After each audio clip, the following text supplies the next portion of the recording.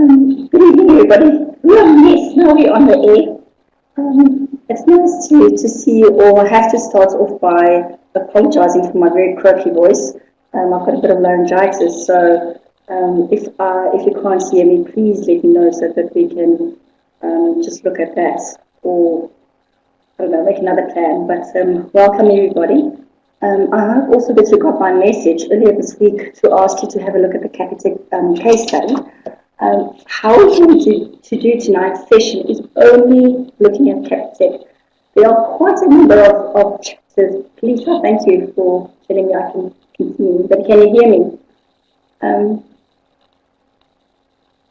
I'll just wait until Lisa is around. I can see, yes you can. Okay, thank you, hold on. Okay, so we're going to do the Capitec case study. I'm going to show you, thank you everybody for your response. I'm going to show you, we are going to talk about that theory, definitely, but also what I've found the last year or so is that people don't always understand how to answer a question, how to answer either assignment questions or exam questions. So we're going to have a look at that as well. And I'm going to try to give you some guidelines as to how to approach questions in the best possible way. Okay, so hopefully you all had a chance to read the Capitec-based case study that was the May 2017 exam. I'm not going to talk about it right now. I'm going to start with the first question. But if you've got a hard copy of the Capitec case study with you, okay, I want you to open it up. And I want you to very clearly look at the fact that the question paper has a section A and a section B. Okay? And section A, at the top, it says, answer any two questions. People, I've also been a student. I know you are stressed, and I know you want to kind of dig in there and get the information on the paper because of the stress levels. But if I can give you any advice, just sit back, take a deep breath, and have a good look at what your paper requires of you. For example, if you didn't read that area about answering two questions, there are four of them. You might answer four. They're only going to mark questions, and you're going to lose a lot of marks in your section B, of which all the questions has to be answered. So that's the first thing. Look at your paper. See if there are two sections. The second thing I want to draw your attention to is that in section B, it says, read the case study, Capitec Bank, and answer all the questions that follow. Okay? So section A, which is the first part, does not require you to apply to Capitec. Section B does. Okay? So make sure you understand exactly what is required of you before you start just rushing in and starting to answer the questions. All right, we'll start with section A, that is the theoretical side. And you were asked to answer any two of the questions, but we were going to deal with all four. Sorry. My apologies, I might be coughing a bit tonight.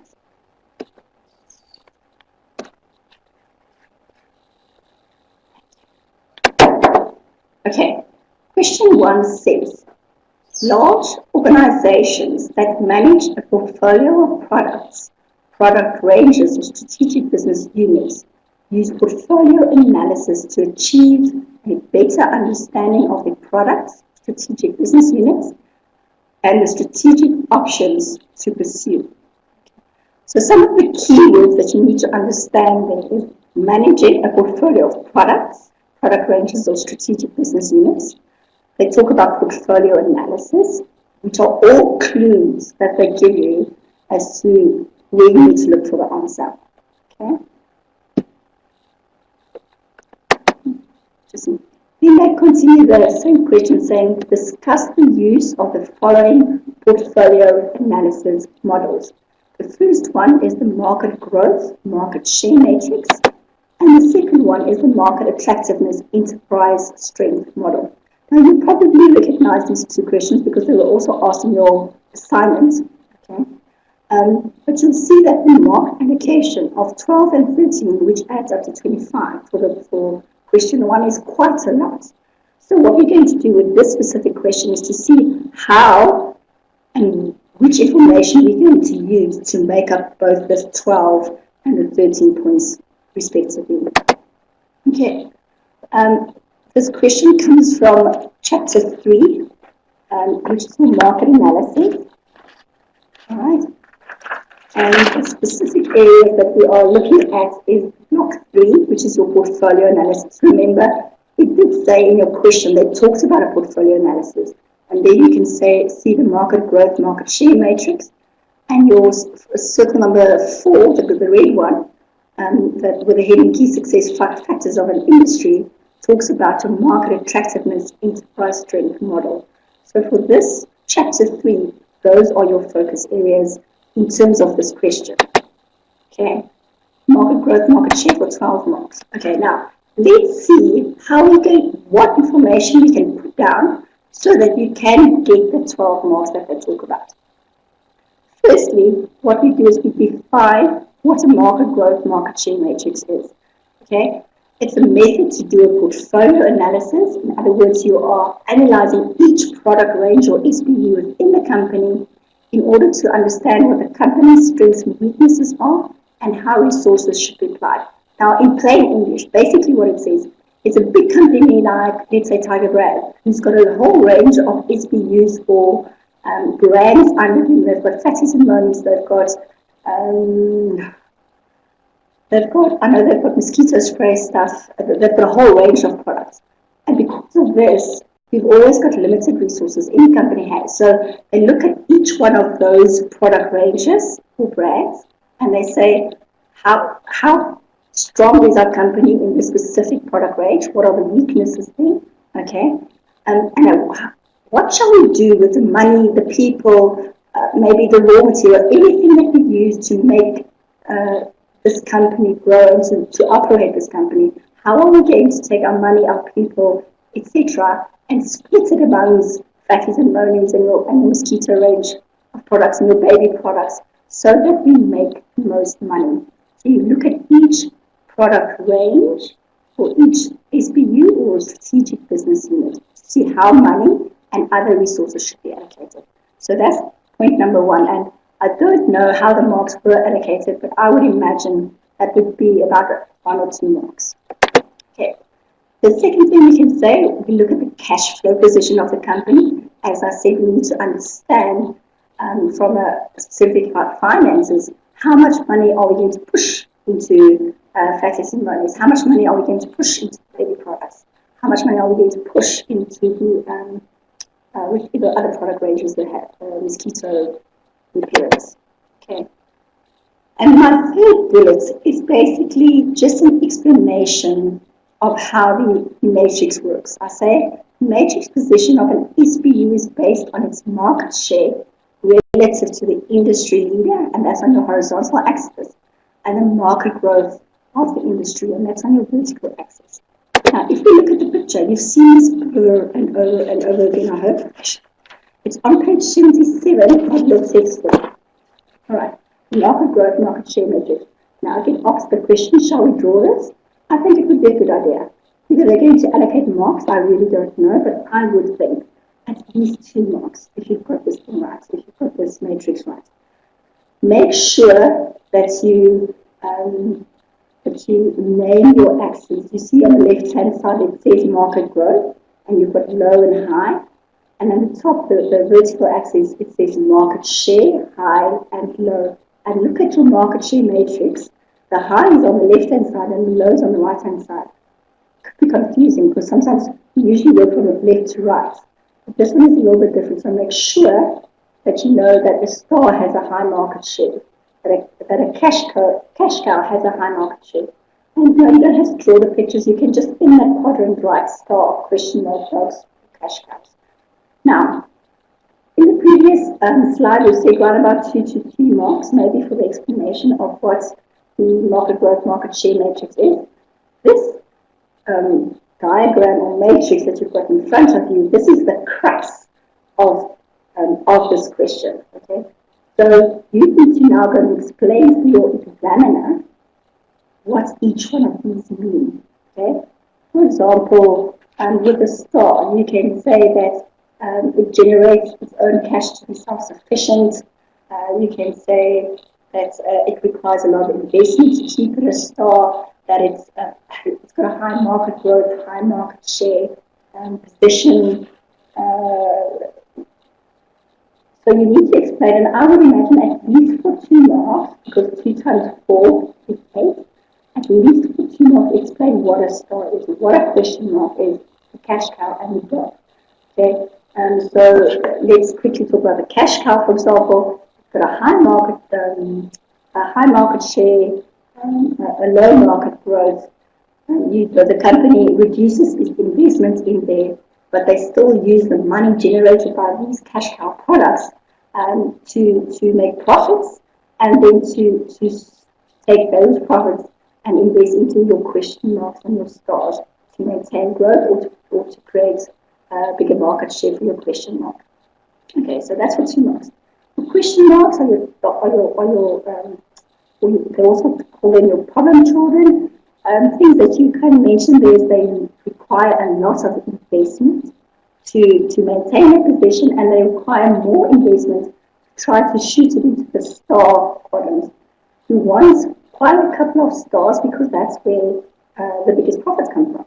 Okay, so you're trying to push your question mark from the right hand side to the left hand side, from a question mark to a star, and that requires a lot of money. And usually your question marks are your newer products. And then lastly, your poor dog. Your market share is low, your market growth is low, usually doesn't require or doesn't get, not guaranteed, it's not worthwhile trying to invest into a dog because the growth is low and the market share is low. So what we usually do with dogs is we disinvest. We call it cash traps. The market isn't very attractive, those kind of things. So if we just go back 1 slide, okay, let's assume those explanations and the definitions gave you around about 2 marks. Now you've got this. Let's say you get 2 marks for your matrix. So that's 4 marks. And then for your discussion of each star question, etc., you get another 2 marks. So that's 8. So now you've got 12 marks roundabout, I think. Okay. What I would then suggest, if you're not sure whether you have written enough, go and have a look at your theory, think about it again. And what I added here, and it is on your page, in your textbook, I'm just having a quick look here.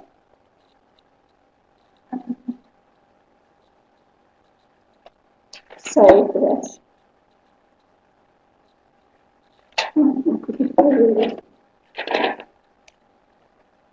Look on your page, sorry, 78 in your textbook, okay?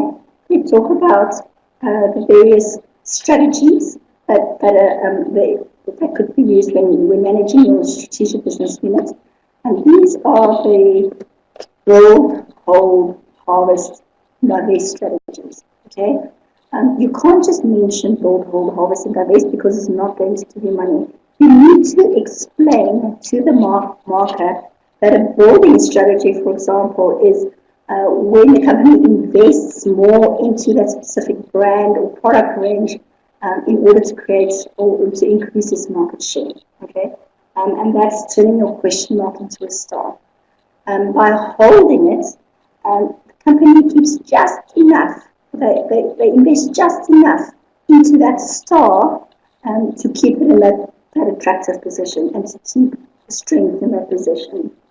The harvest strategy, this is generally your cash cows, the company reduce the investment that they make into these product ranges, and they're trying to get as much short-term cash flow from that cash cow, because then they use that cash or that profits to invest into your question marks and your stars.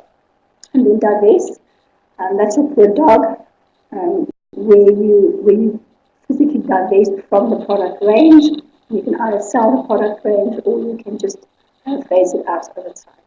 So if you've got those 4 issues and you've discussed each one very briefly, I would imagine you would have enough information for your 12 marks. Okay, so are there any questions so far?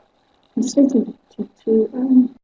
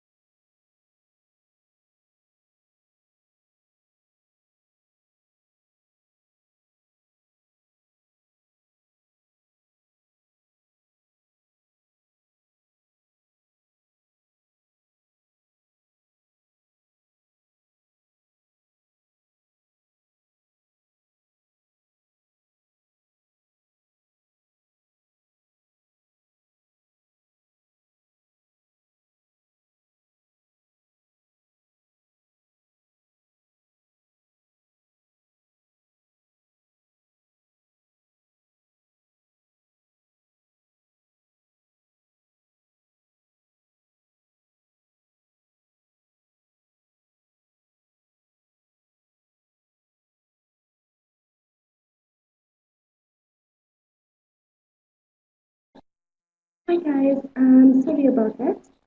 Can you hear now? Please confirm if you can hear now. And I've turned on the webcam as well. Can you see Claudine? Yes, thank you. Sorry about that. You're back on that. thank you.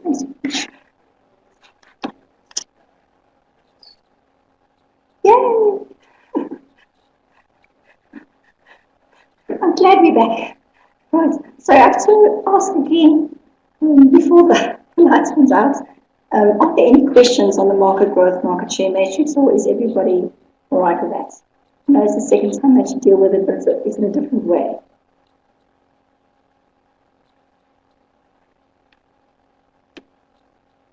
Okay. Guys, you're really a very nice interactive group. I love it. Thank you. Okay. The second part of question one is the market attractiveness enterprise strength model. This is for 13 marks. And I want to emphasize it, and I know I've done it, and I see some of your names that I remember from when we did the assignments. You have to check. You have to check how much marks each question is allocated, because that's going to give you a very good indication on how much to write. Okay.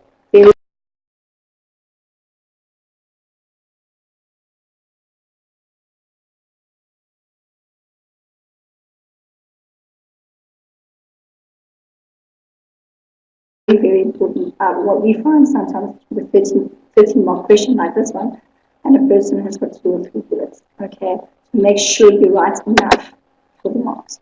Okay, again, I'm not sure how it was marked. Okay, so and you wouldn't know either. So what I just did with the market attractiveness enterprise strength model, I said that it was developed by McKinsey, because in the industry, many people talk about the McKinsey enterprise model. It consists of a market grid based on the rates of return that's in the textbook. And again, it describes the matrix. It's market attractiveness on the horizontal axis, and organization strength on the vertical axis. And there you've got that.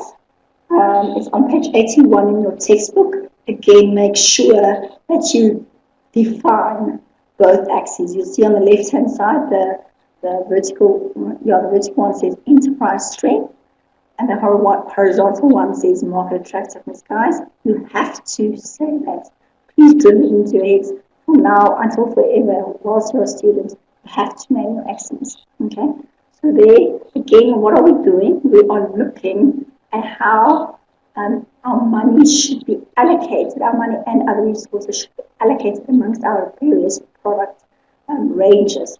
So if we then look at all the issues to do with market attractiveness, okay, there are 8 issues, right? So you need to decide how much you're going to write for those 13 marks, okay? Assuming it's again 2 marks for the matrix and 1 for the explanation. I think at least 5 marks for market attractiveness and 5 marks for enterprise strength, which we'll do just now. What you also need to remember, and I have said this as well to you previously, the word market segments or the words market growth or profit margin is not going to give you even a half a mark. You have to define what you mean with market segments. And guys, when you go to study, look at this. Do you understand it? For example, your market segments, market growth, sorry. If the market is attractive, market is going to grow. Okay? In a low growth market, the market is not attractive. If you're in a market with lots of competitors, for example, that's the fourth bullet, your market becomes unattractive. That's not where you really want to be. If there's a lot of technological changes in that market, it makes the market more volatile and therefore less attractive. Okay? You have to understand how each of these 8 factors affect market attractiveness. Okay? And you don't need to copy it from the book. You can use your brain, use your logic to make sure, to answer the question. You know what a attractive market is.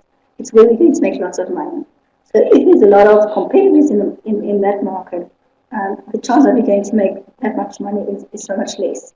So understand what we mean with a market attractive, an attractive market, and then you will be able to easily answer these 8 issues without even having to refer to your textbook. Okay, understand. Do not parrot yourself these things. Okay? So you need to pick at least 5 issues there, I would imagine. And then the same with enterprise strength issues. Enterprise means how strong is your company in the specific market. Okay? So for example, market share. The higher market share the company has, the stronger it is. The higher the profitability of the company in that market, the more attractive the market is and the stronger the company is. Okay?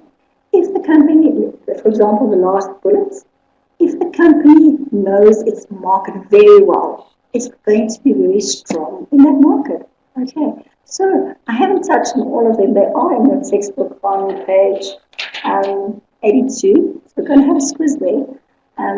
But I think if you understand the issues and you just give them the heading, you don't even have to actually learn the theory, because if you understand it, you will definitely be able to apply it as well. Okay. That was question 1. That's the end block. That was question 1. Any questions before we continue to question 2?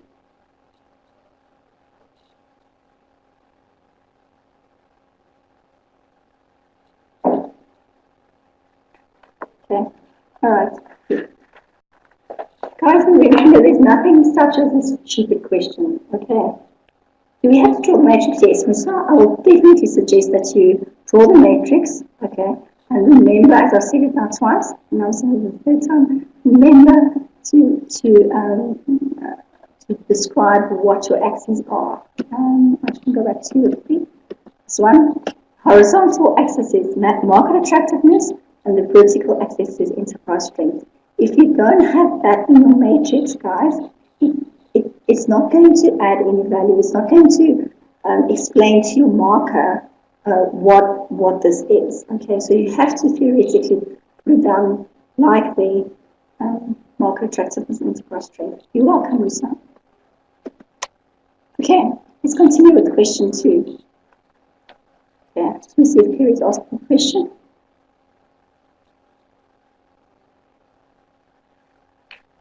Okay. Wait until I'll answer her question or a statement when you're done.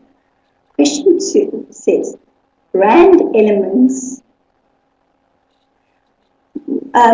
Kerry, no. Okay. Kerry asked, should you explain what each quadrant stands for? No. I think I'm just going to go back to it quickly. Okay.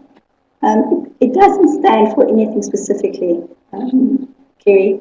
It's just a matter of plotting your enterprise strength from low to average to high, and your market attractiveness from low to average to high. Okay? So when you look at that quadrant, you'll see that, for example, if you've got a very high enterprise strength, that's in blocks 1, 2, and 3.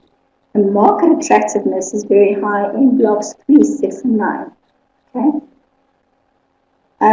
Kerry, there are attractive zones because your company is strong there. Okay. However, you theoretically, Kerry, don't want to be in where the market attractiveness is low. For example, block 7, you'll see both your enterprise strength and your market attractiveness is low. Your enterprise strength is that, yeah, your ideal, so okay, let me rephrase. Your ideal block is to be in block 3. Okay. Top 3 are attractive, as I said, because of the enterprise strength, but in block 1, the market attractiveness is low. Okay. So the question should be, is that really where you want to be? Because the market isn't that great. When you go to block 2, where your market attractiveness is average and your enterprise strength is very high, that is a very attractive segment to be in. And obviously the most sexy segment would then be block 3, where the company is strong, but also the market is attractive. Kerry, have I answered your question? I hope so. Okay. Okay, let's go to question 2. It says, brand elements are devices that can be trademarked and used to identify and differentiate a brand, for example, logos, symbols. Symbols, characteristics, slogans, and jingles.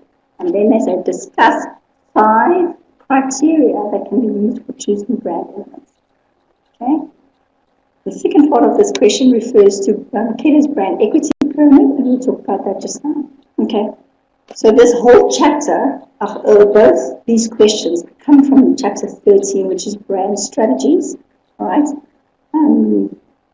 In question 2.1, the brand elements is part of this green blocks, choosing brand elements, the first bullet there. And that's on page 381 in your textbook. Okay, I'm going to put down all the issues. Okay. Those are the 6 things that refers to this question, that refers to the brand elements. Okay, they asked you to discuss only 5.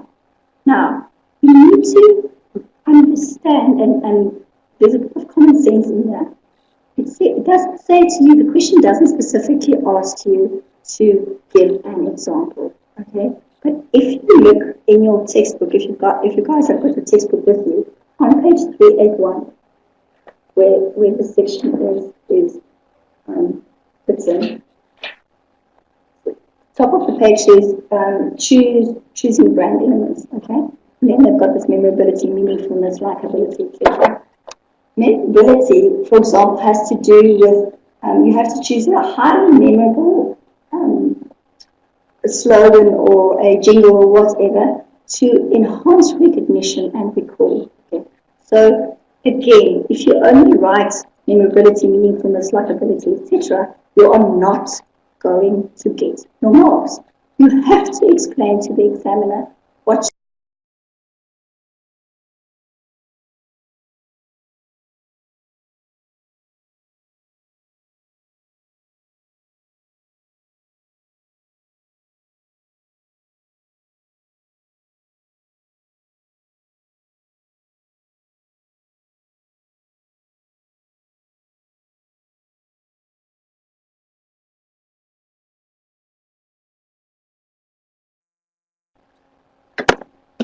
can you see you guys?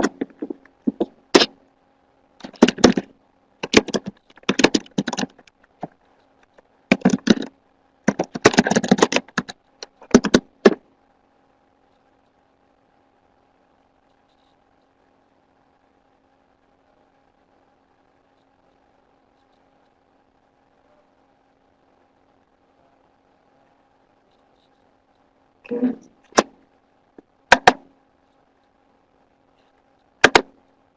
Can you see me now? Ah, thank you, sorry about that, guys. We're sitting in a new venue, so this might be a bit of a teething problem. I hope it was the last one. Okay, so but let's continue. I was trying to say, for example, memorability, where you explain that it has to do with recognition and recall. And something that stands out, for example, in my mind, I don't watch a lot of TV. A year or two ago, there was an advertisement about Savannah, and this line said, "It's dry, but you can drink it." And for me, that was quite memorable. Likability is whether people just like your ads, whether it's fun, it's interesting, it's different. Okay. I'm not going to go through each issue because I want to focus more. This is purely theory. Fine. Please, everybody's fine. Sorry, I'm just okay. Thanks, Genevieve. So, what I want to emphasize here is that if you define memorability, I would imagine that will only give you 1 mark. Okay. In this case, even though they did not specifically ask it, it counts 10 marks. So for saying what you mean with memorability, in my mind, you're not going to get 2 marks for that specific issue. You have to give an example. Okay. Meaningfulness, explain what you mean with it and give an example. I think in that way you are going to be sure that you get very high marks, if not full marks, because of the example. You need to understand that for 10 marks, just giving a definition of memorability or adaptability or whatever is not going to give you those full marks. So in this case, if I were you, I would definitely have gone and added some examples to strengthen my points. Okay, does that make sense, guys?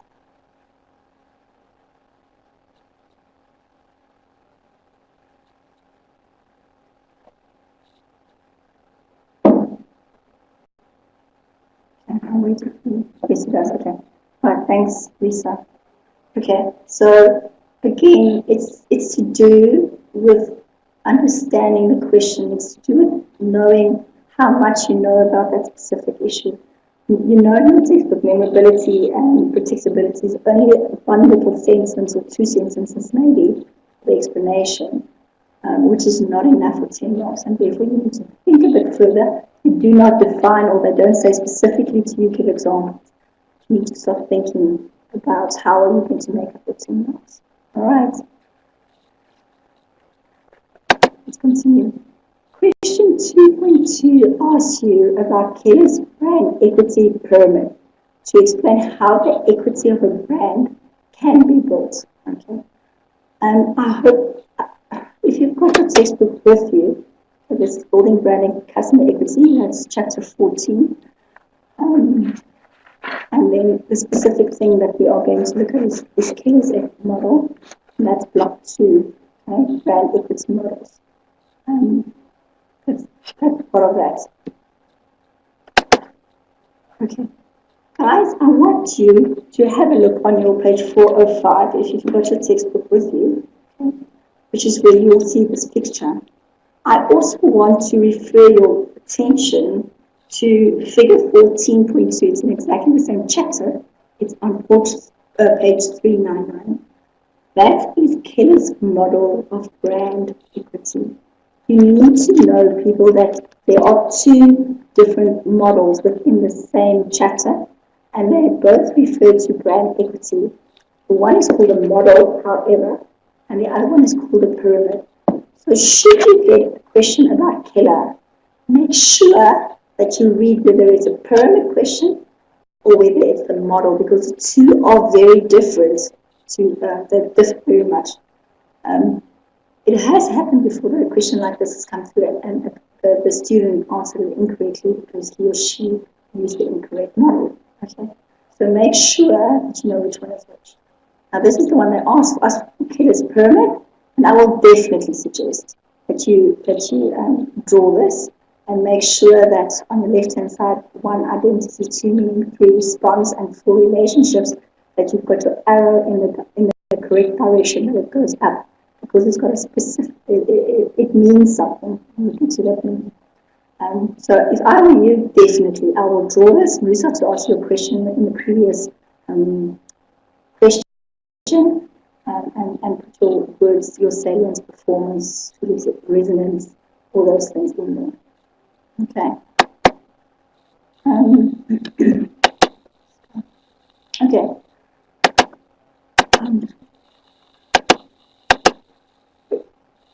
Okay. Now, just back to the theory. Keller proposes that in order for a company to build brand equity, okay, it needs to follow a sequence of steps. Brand identity, who are you? I'll talk about it a little bit more. Brand meaning, what are you? Brand response, what about you? What do I feel about you? And brand relationships, what about you as me? Okay. So when you have a look on in your textbook on page 44, you will see that they explain all of these things in there. Again, this is just a theoretical question. I would okay, let's look at how the marks are allocated. With brand identity, who are you? They talk about brand awareness, brand salience in the target market. So you have to go and say brand identity, who are you? And define it, right? So that's 2 marks. Then we talk about brand meaning, what are you? So because I'm just going to go back, I'm going to get started, I'm just going to go back to my pyramid so that I make more sense, okay? Then you see here under 2 brand meaning, and there are 2 issues here. Performance, okay? In other words, the functional performance of that brand is fulfilling the functional needs of the clients.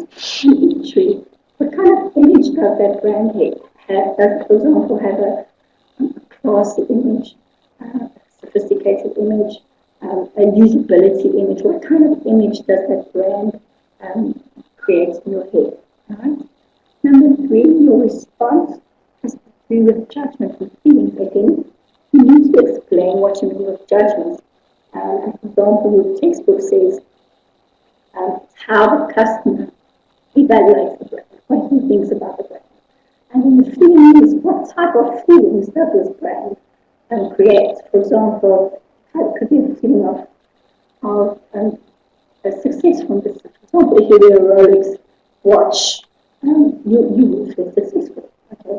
If you drive a big BMW or a Mercedes, you're going to feel that you are successful or smart or intelligent or ambitious. The feeling that you create although the consumer creates by using that brand. It could be fun, it could be a lot of things. So, but it's to do with how you feel when you use that brand. And then the fourth thing is the relationships. Okay, what about you and me? And this is the top level of this pyramid. Okay, so it says as soon as consumer starts, or the ultimate goal is that the consumer starts resonating with that brand, with that feeling, with the relationship, an emotional bond, if I can put that, between the brand and the consumer. It could, and you'll see it talks about the intensity and the extent to which the consumer engages or builds a bond with this brand. Okay.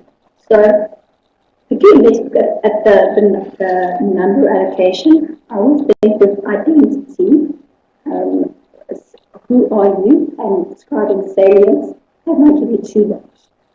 Defining meaning, what does it mean? And then describing performance and imagery, that will give you 2 marks. So that's 5 levels. With response, defining response, and then talking about judgments and feelings, that's another 2 marks, that's around about 8.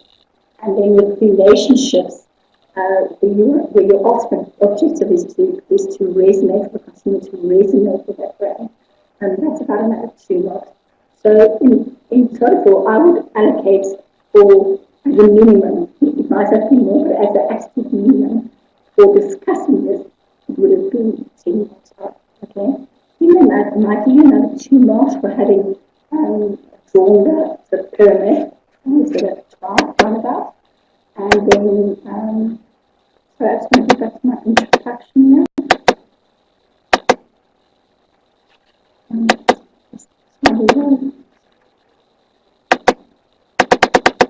And so we discussed that, and then lastly, the marketing program should try to build brands from the bottom of the pyramid. In other words, where it says salience or brand awareness, to the top to create resonance and loyal relationships. Okay, guys, I just want to type in a website address where you can go and have a look at a lady who presents this model very well. She's brilliant.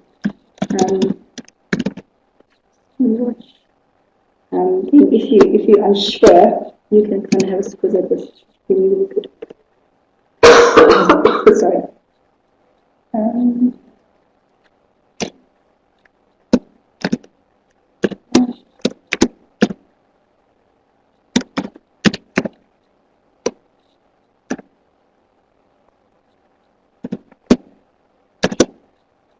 I think I've got it right. I just want to double check and check which.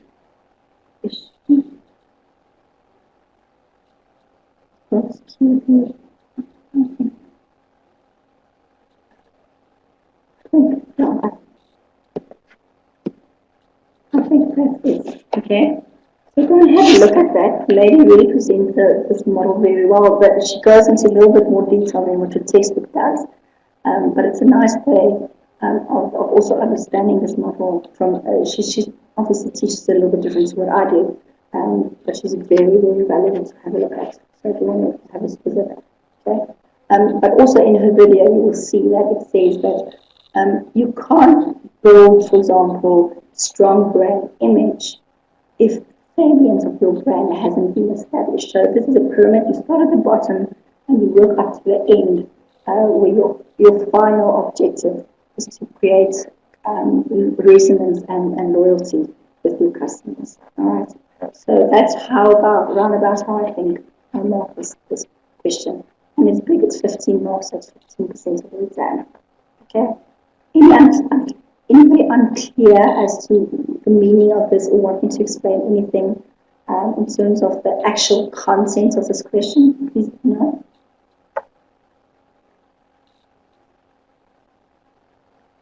Okay, nobody's answering, so I presume everybody's okay. Okay, thanks, David. Okay, thanks, Marka. All right, let's continue. Question 3.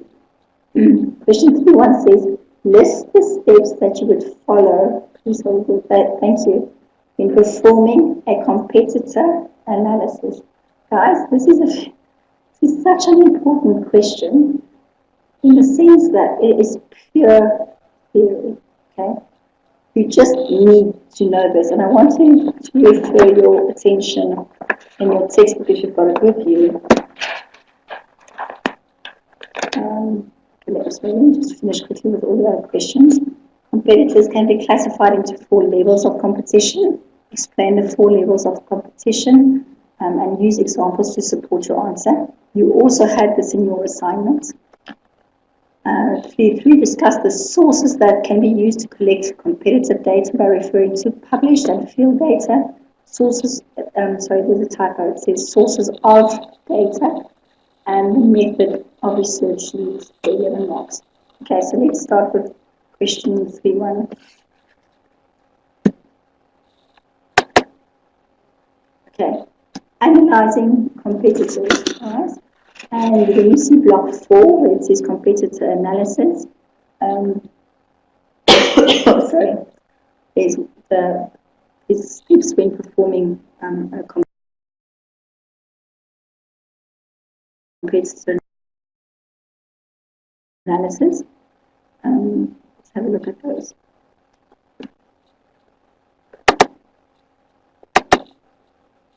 Once if you've got your textbook with you, so go and have a look on your page 123. Okay. If you look on your page 123, there's a little figure 5.2 framework of competitor analysis, and it gives you these exact 6 steps. Firstly, identify your competitors, then analyze strategic groups, look at their objectives and strategic thrusts, look at their strategies, analyze their strengths and weaknesses, and forecast their response patterns. Guys, this is exactly from your book, okay, as it is on your page 123. And I'm reiterating this because you need to understand that you have to know the theory. You have to know the theory because that accounted for 50% of the exam, the previous exam in the first semester. So learn your theory well too. Okay, I'm continuing with question 3.2. It says competitors can be classified into 4 levels of competition. And explain the 4 levels of competition. And use examples to support your answer. Okay. Now, if you remember, in the assignment, for those of you who joined us when we did the assignment, we talked about bottles of cool drink and all the 4 levels with these bottles of cool drink. Okay, I'm going to just open them up. So I want to give you another example because this is it. You did get it for your assignment, so I can't say whether you're going to get it again or not. Okay, but this is a very, very important question that comes through often. And when you guys go to marketing 3 next year, you'll probably have to, you probably need to do this again. So let's start.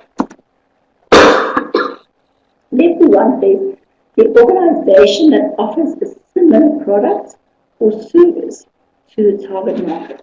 Okay, and I've got 2 examples with me. With page 126. Yes, thank you. Yes. Okay. Let's take, I've got 2 examples. I've got an Xbox or I've got Jacob's coffee. Which one do you want to do? Give me a quick coffee or Xbox video game console? Coffee, Xbox. Coffee. Okay, let's do coffee. Sorry, everyone. Majority rules. Thank you, Ron. Okay, so let's look at coffee. Level 1, organization offers a similar product or service to the target market. And my example here is Jacob's coffee. Okay, so it's a bit of it's still a instant coffee. It's still an instant coffee, but it is directed at a bit of a higher market in terms of the price. I think also it tastes much better. For example, with coffee. But yeah, it's a little bit of a more, even though it's instant, it's still a bit more upmarket. So taking that into account, who do you think would be the main competitors for Jacob's coffee? I'd like to hear from you, please.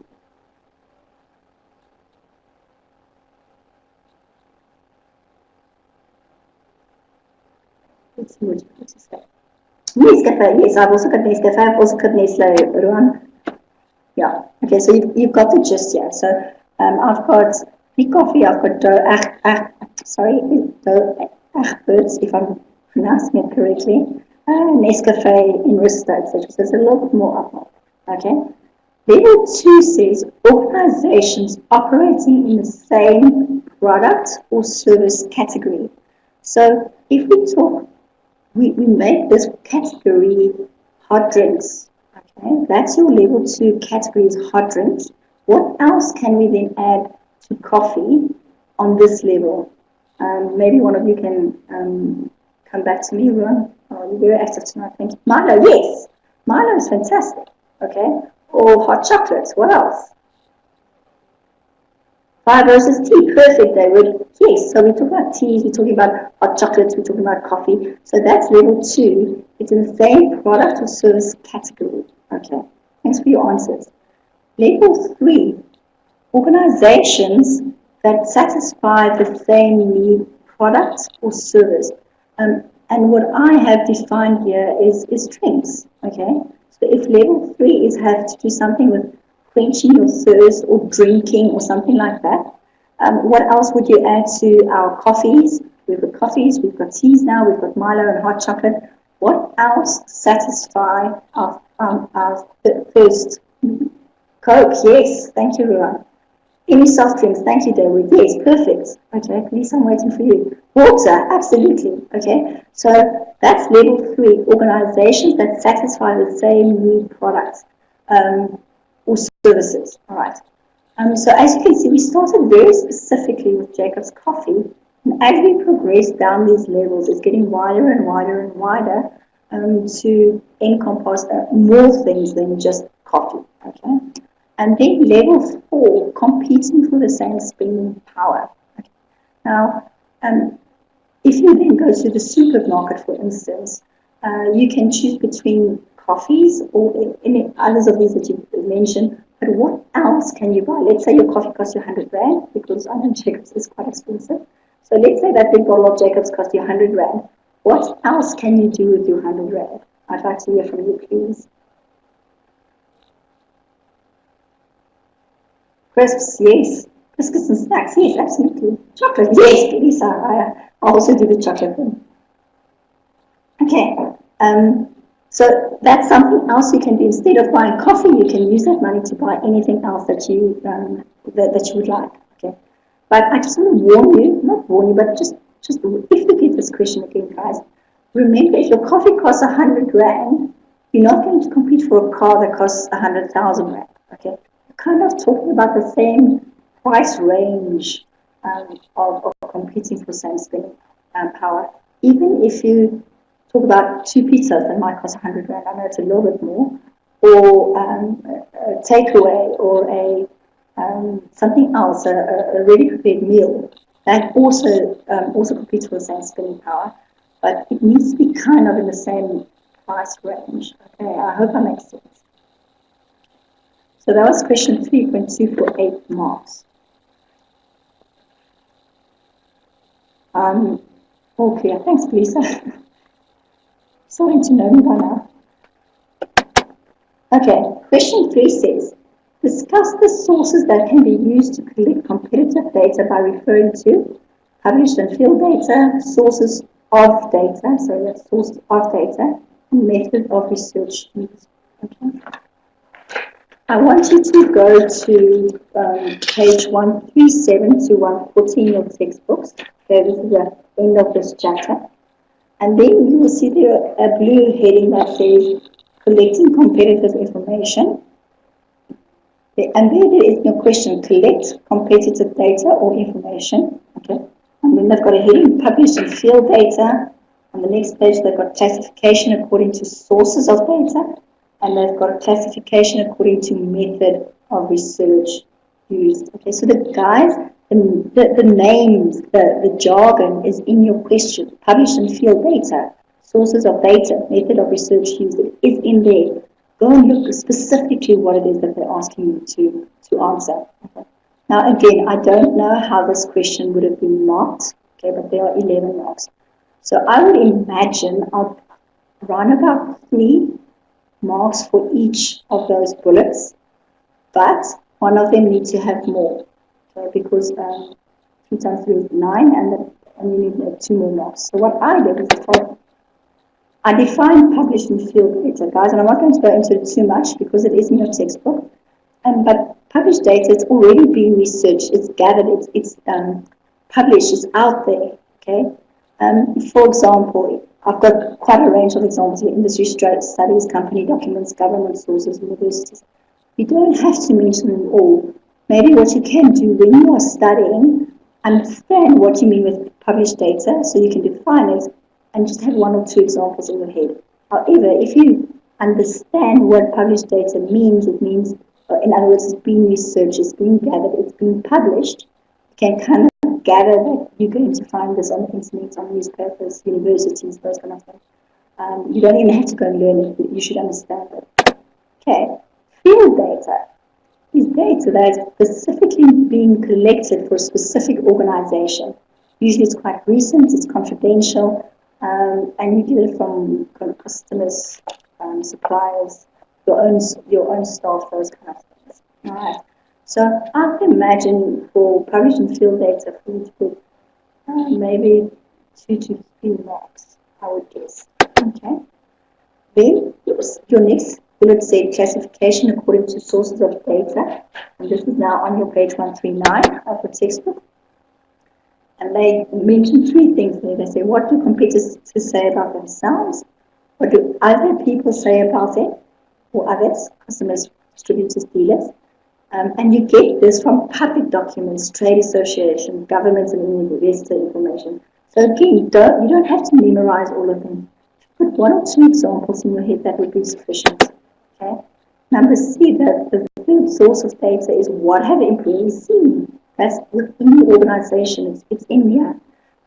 Salespeople, analyzing competitors' products, senior marketing people. So when you look at the classification, you'll see A and B is external to your company. It's outside there, all right, in public documents. Number C, what employees have observed is internal to your company. So it's from within your company.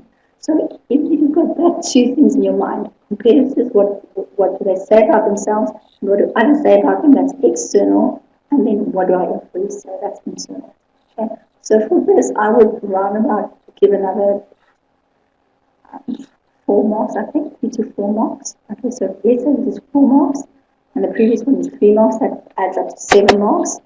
And then the last thing is on your page 139 to 140, classification according to your method of research. And you'll see your table 5.1 is a blue block with the headings recorded data, observable data, and opportunistic data. Right? And I've just given some examples there for each one. Again, you'll see if you look at the list, there's a whole host of things. Memorize 1 or 2 so that you can give a practical example.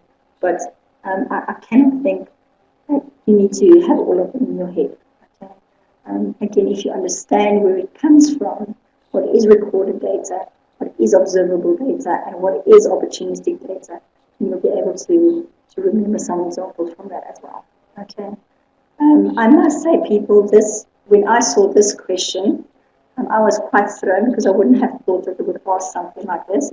But again, it just taught me that don't assume some things are less important. Okay, know everything, understand everything, and I'm hammering on understand, because I've found when I mark that people know a little bit about theory. Okay, so they can give you the theory side, but that they've learned to paraphrase and they don't understand it. So that as soon as they start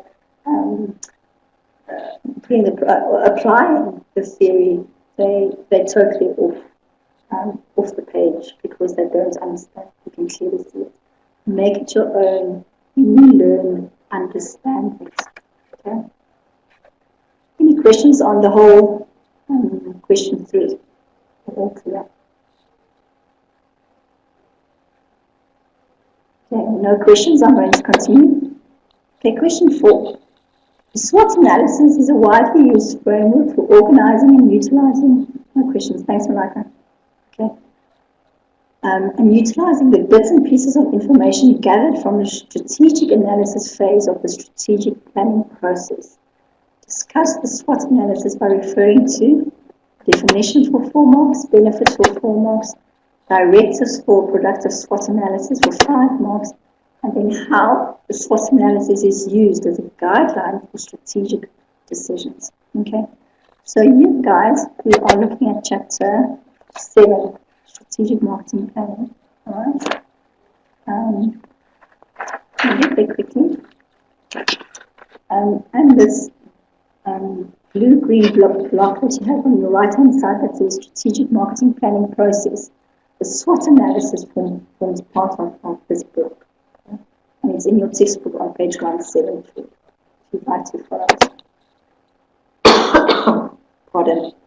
Okay, so we need to define a SWOT analysis for 4 marks.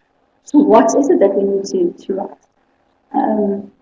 The first thing that I might have mentioned is that it is a structured approach.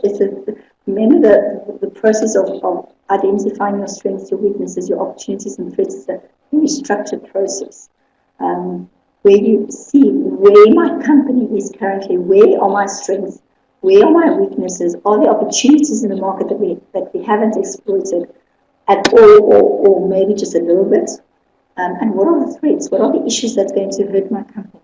Okay? So it evaluates the strategic position of the company. Okay? It identifies the strengths or its unique capabilities, the weaknesses or vulnerabilities, opportunities and threats of the company. I would think that would be another mark. Strengths and weaknesses are internal factors, and threats and opportunities are external factors. I think that would also definitely give you another mark. Right. I added the following, but I would imagine the first 3 bullets would give you 3 to 4 marks.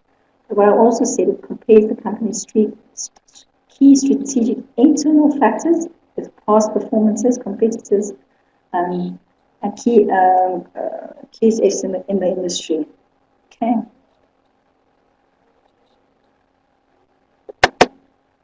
It's a simple method of looking at their marketing audit results.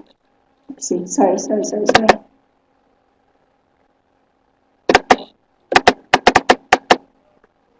my computer is running away. Okay, and the way that the SWOT analysis is determined, there's a typo in this.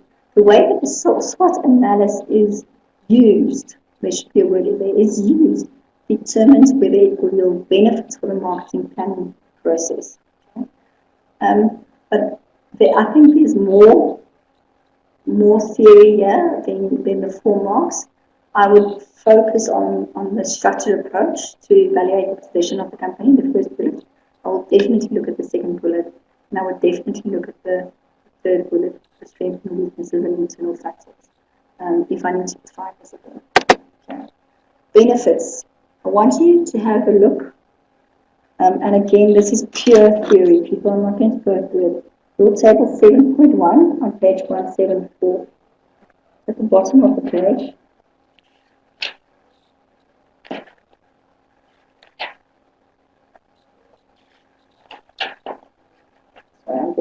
Okay, table 7.1.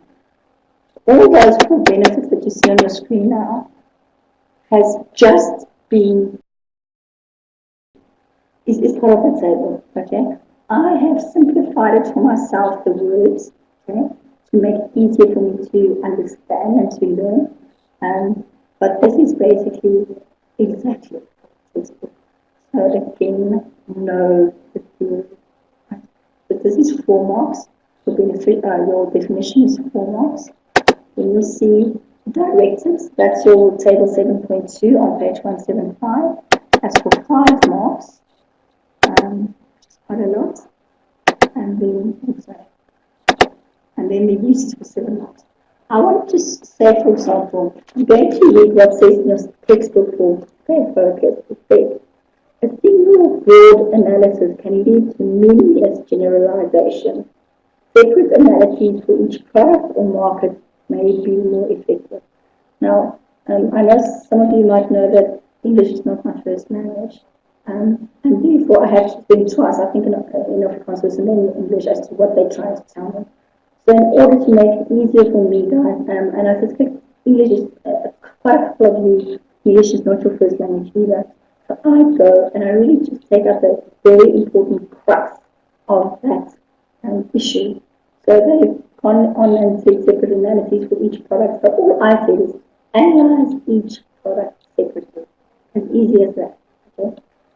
It says in your textbook with a fourth bullet, examine issues from the customer's perspective. In my fourth bullet, I just say, take the customer's view. Much easier for me to understand, much easier for me to remember, but I'm saying exactly the same thing. Okay? So that's something that I learned when I was a student. I also had English textbook, so make it simple. When I learn, I literally sit with a dictionary next to me, and if there are words that I don't understand, I go and look for words that I do understand and that I would more easily remember. So it works for me. Maybe it will work for you. I'm not going to go into the detail here. I can't add any value in terms of explaining this specific question. Just the word directives mean it's a guideline. If you want to put a good SWOT analysis together, these are the things you have to focus on. You must focus each product separately. Competition must be quite broad so that you make sure that you have all the competitors, not only of today but in the future as well. Okay. Cross-pollination of ideas is very important. That the company speaks to all parts of the company, not only finance or not only marketing, but all the divisions of the company is part of this area, part of this SWOT analysis. Take the customer's view, look at them, look at their beliefs, those kind of things, and make sure that you know what are internal issues and what are external issues. Okay, so that's the directives or the guideline. The last thing they ask you is the use of SWOT analysis as a guideline for strategic decisions. And this is on page 176 and 177. Again, I'm not sure how they're marked here, but the things that I would, for example, mention with this is it's a guide it helps you to guide future marketing strategies, because remember, an opportunity is out there, it's not happening yet. Okay, so if there's an opportunity in the market, you might want to take advantage of that and maybe build a new product or get a new supplier or what it is, but it's guiding your future marketing strategies. Okay? It assists the company in understanding the difference between where it is, where others see it, others is being the competition, the shareholders, the consumers, those, and where it expects to be. Okay, so that's a bit of theory. What I would also say, and this is the 4 bullets on your page 176, management needs to understand that your company's strengths and weaknesses is not only about today's product. It can look at processes in the future that we need to make our customers happy. So it's not about today only, today's strengths and weaknesses. We need to look much more further than only today. The second issue here is if you've got key strengths, for example, you've got a strong brand name, and you get an opportunity in the market to maybe build a new product or do something else. You can use that strong brand name and match that with other opportunities and explore your strong brand name and other strengths as well. So organizations must transform key strengths into capabilities by matching them with opportunities. And a capability can become a competitive advantage if it provides value. Continue with your third bullet on page 176. Weaknesses can be converted into strengths by investing in key areas, and threats can be converted into opportunities by applying the correct sources.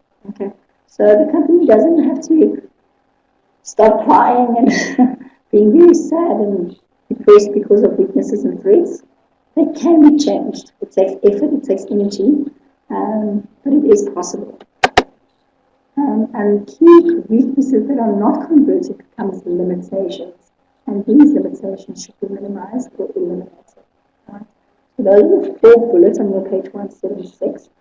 I would imagine each one of them would award you a mark, so that's 4 marks. It also talks a bit about what the SWOT analysis is with the top heading. So let's say we've got about 6 marks now, 5 marks, and then what I have added to that, which I think would make up my 7 marks, would be marketing management should analyze each strength, weakness, opportunity, and threat to determine the total impact on the organization's marketing. That's why we do a SWOT analysis, to see what we need to do differently, what can we do better, so that we can increase our market share, that we can increase sales, and therefore at the end of the day increase our profits. Okay, because that's why we're in business. Okay. I hope that makes sense, guys. Any questions?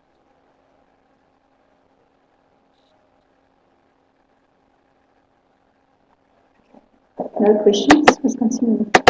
Question 42 says 5, is 5 marks. How would you classify, and now, guys, I need you to, thanks, Cherry.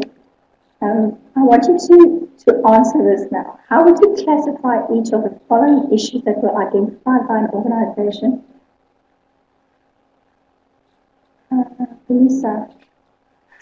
Yes, everyone, you are going to survive this paper, I promise you.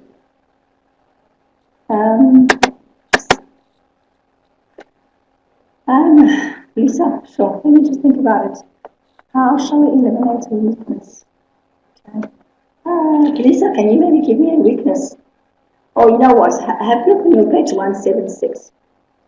It says there in the blue block right at the top, it says potential weaknesses could be, the second one says weak spending on research and development. Okay, so what you can do is that management needs to decide that they want to up the budget in research and development so that they become stronger in that area.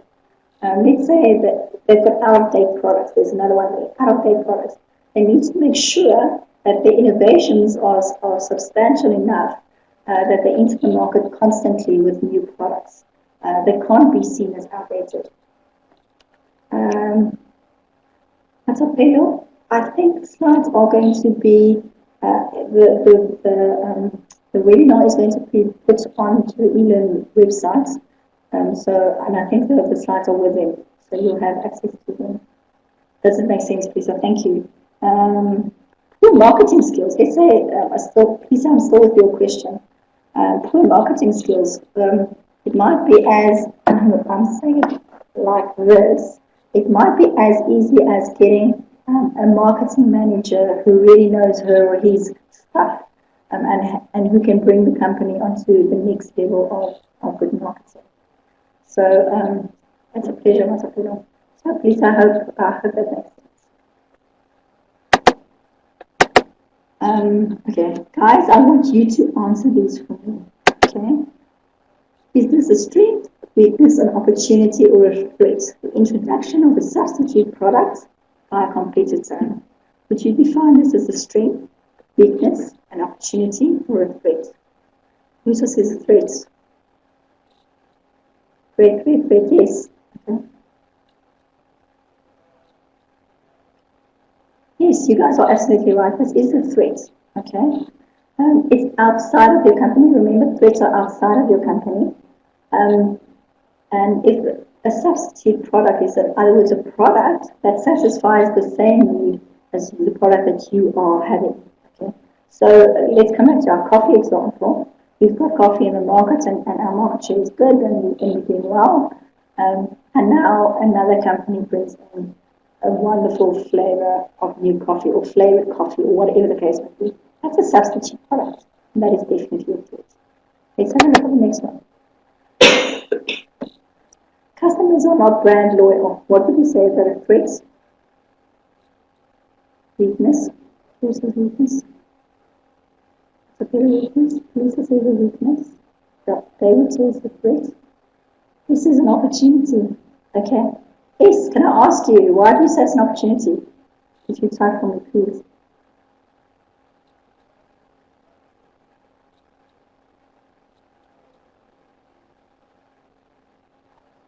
I'll just wait until he's finished because he or she, I'm not sure.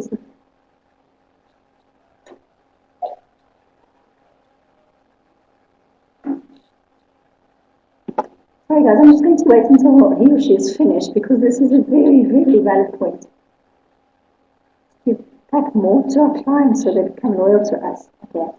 See this as an opportunity to give back more to our clients and that they can become more loyal to us. Okay. It's a very, very good point that Ace has made. We've got a weakness, we've got a threat, but we've also got an opportunity.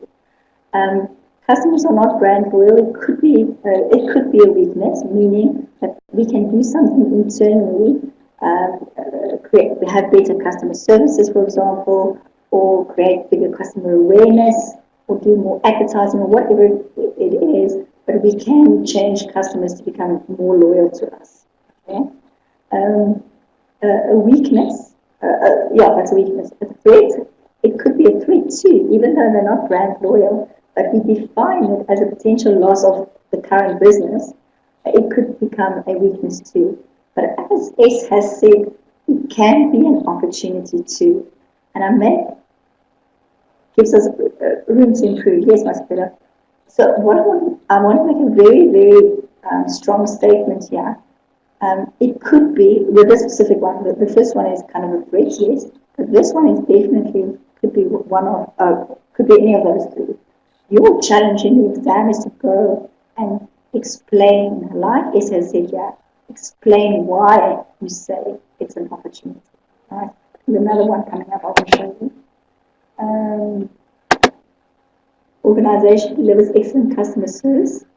Your thoughts? Strength, yes. Okay. That's an internal thing. It's a strength. Definitely, I agree with all of you.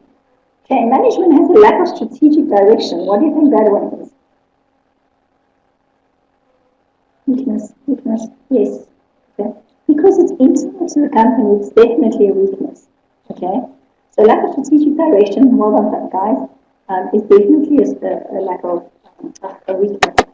What is this one? Increased demand for environmentally friendly products. What do you think this one is? Kerry says an opportunity. Musa says an opportunity. David too. Okay. The while police is typing, yes, it could be an opportunity. Okay, because you can start. Police is saying opportunity or threat. Police, whilst I'm talking, please explain to us why you say it's a threat as well. But let's talk about the opportunity. Opportunity because you can create something that is environmentally friendly, depending on what you do. So if there's an environmentally friendly product and you create something that fulfills those standards, then you are going to increase sales, get more market share, those kind of things. But I just want to wait until Lisa, because it's very interesting, has finished what she's going to say. He says, because of the challenges that we could have as an organization to meet environmental friendliness. Yeah. So let's say, Lisa, you're absolutely right. Let's say you are a company that is not, producing environmentally friendly products. Okay. This could be a serious threat because people, if they know that you are not producing environmentally friendly products, they're going to shoo you away. They're not going to buy your products. So that could definitely be a threat. I have to also say it could be a strength as well. If you are already a company that provides environmentally friendly products and you are doing it very well already, then this could be a strength. Okay. So my little lesson to you here is when they ask a similar question like this, Lisa, when they ask you, and don't just say threat or weakness or strength or whatever.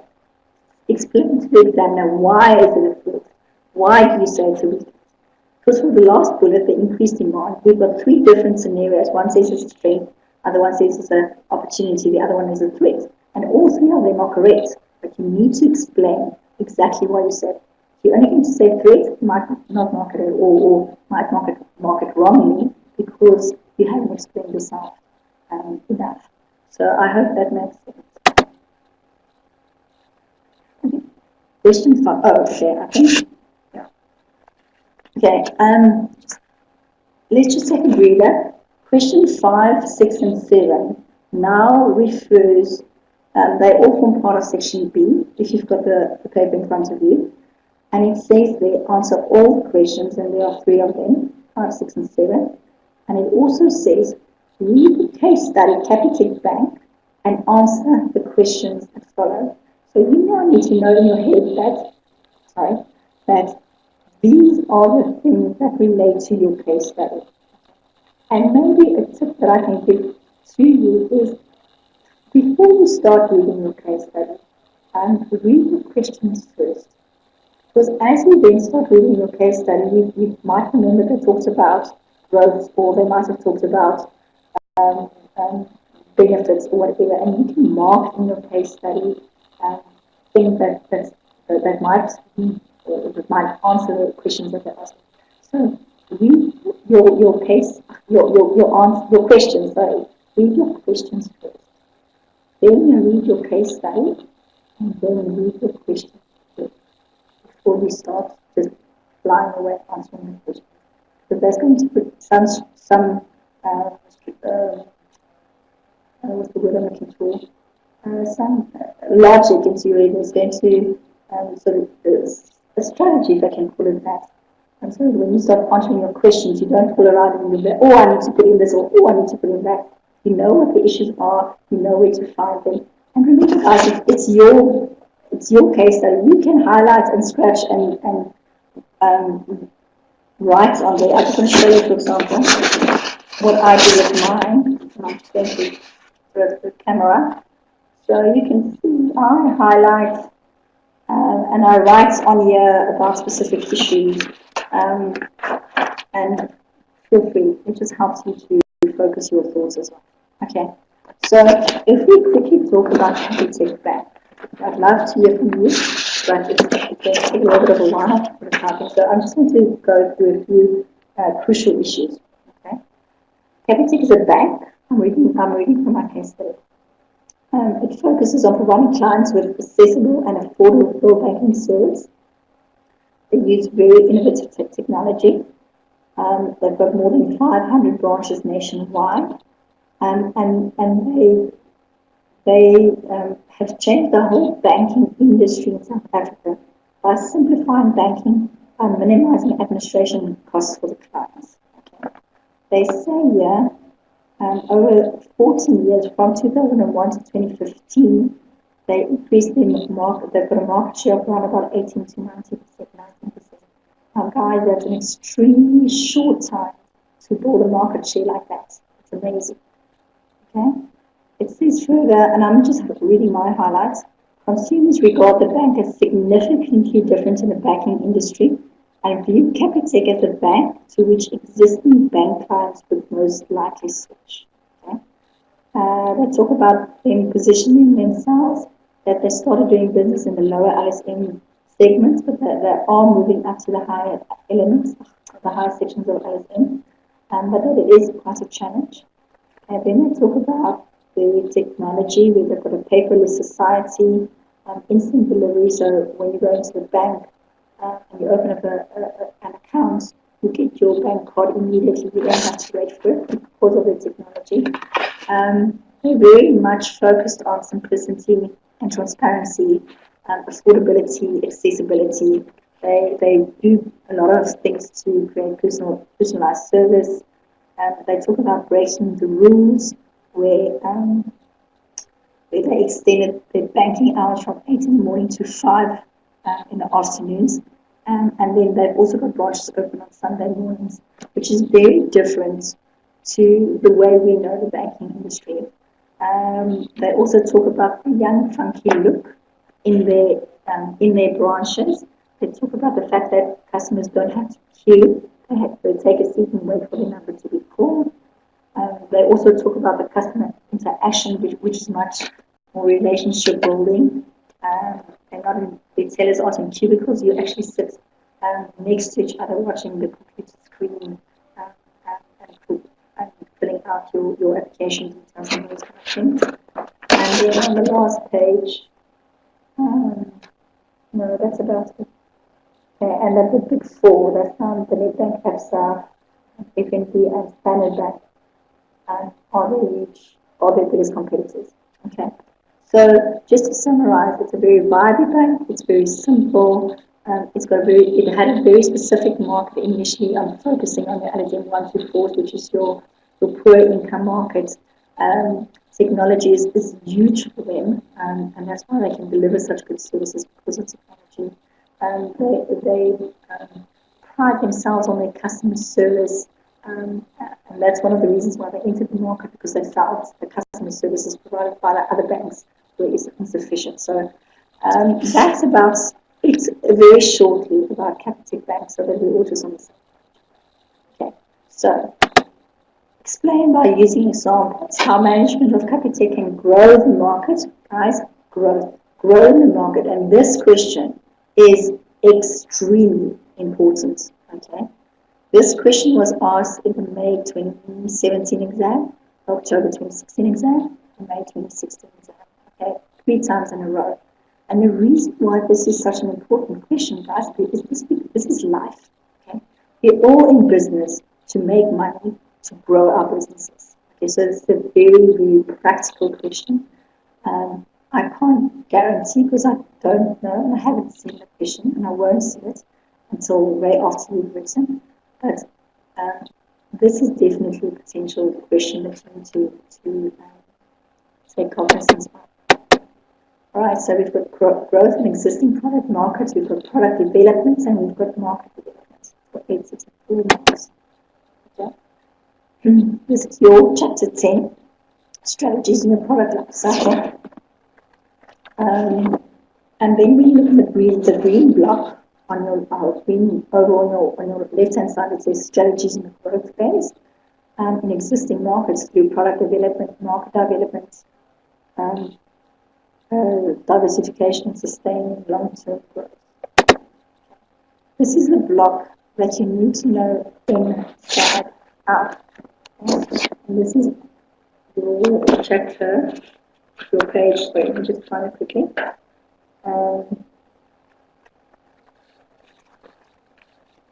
Let me just please go. Figure 10.5, page 2. Okay, yeah, you've got the 9. Thank you. Page 286. Okay.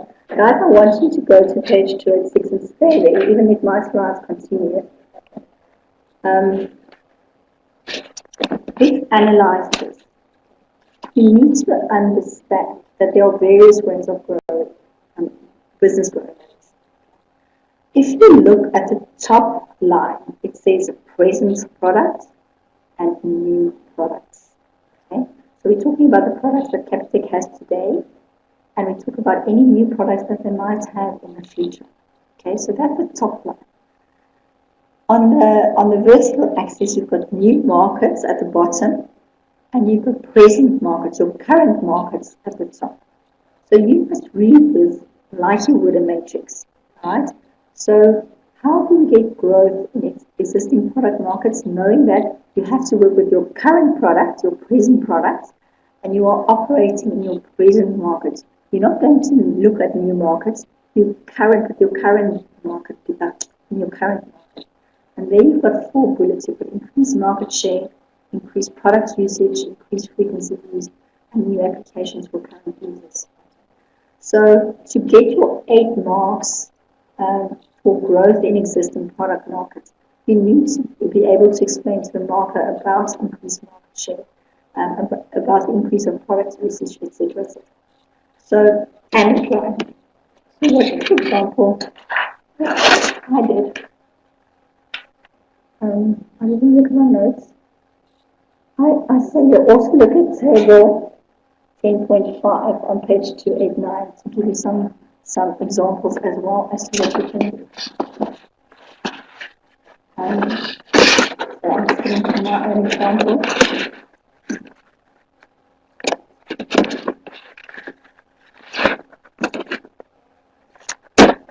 Okay.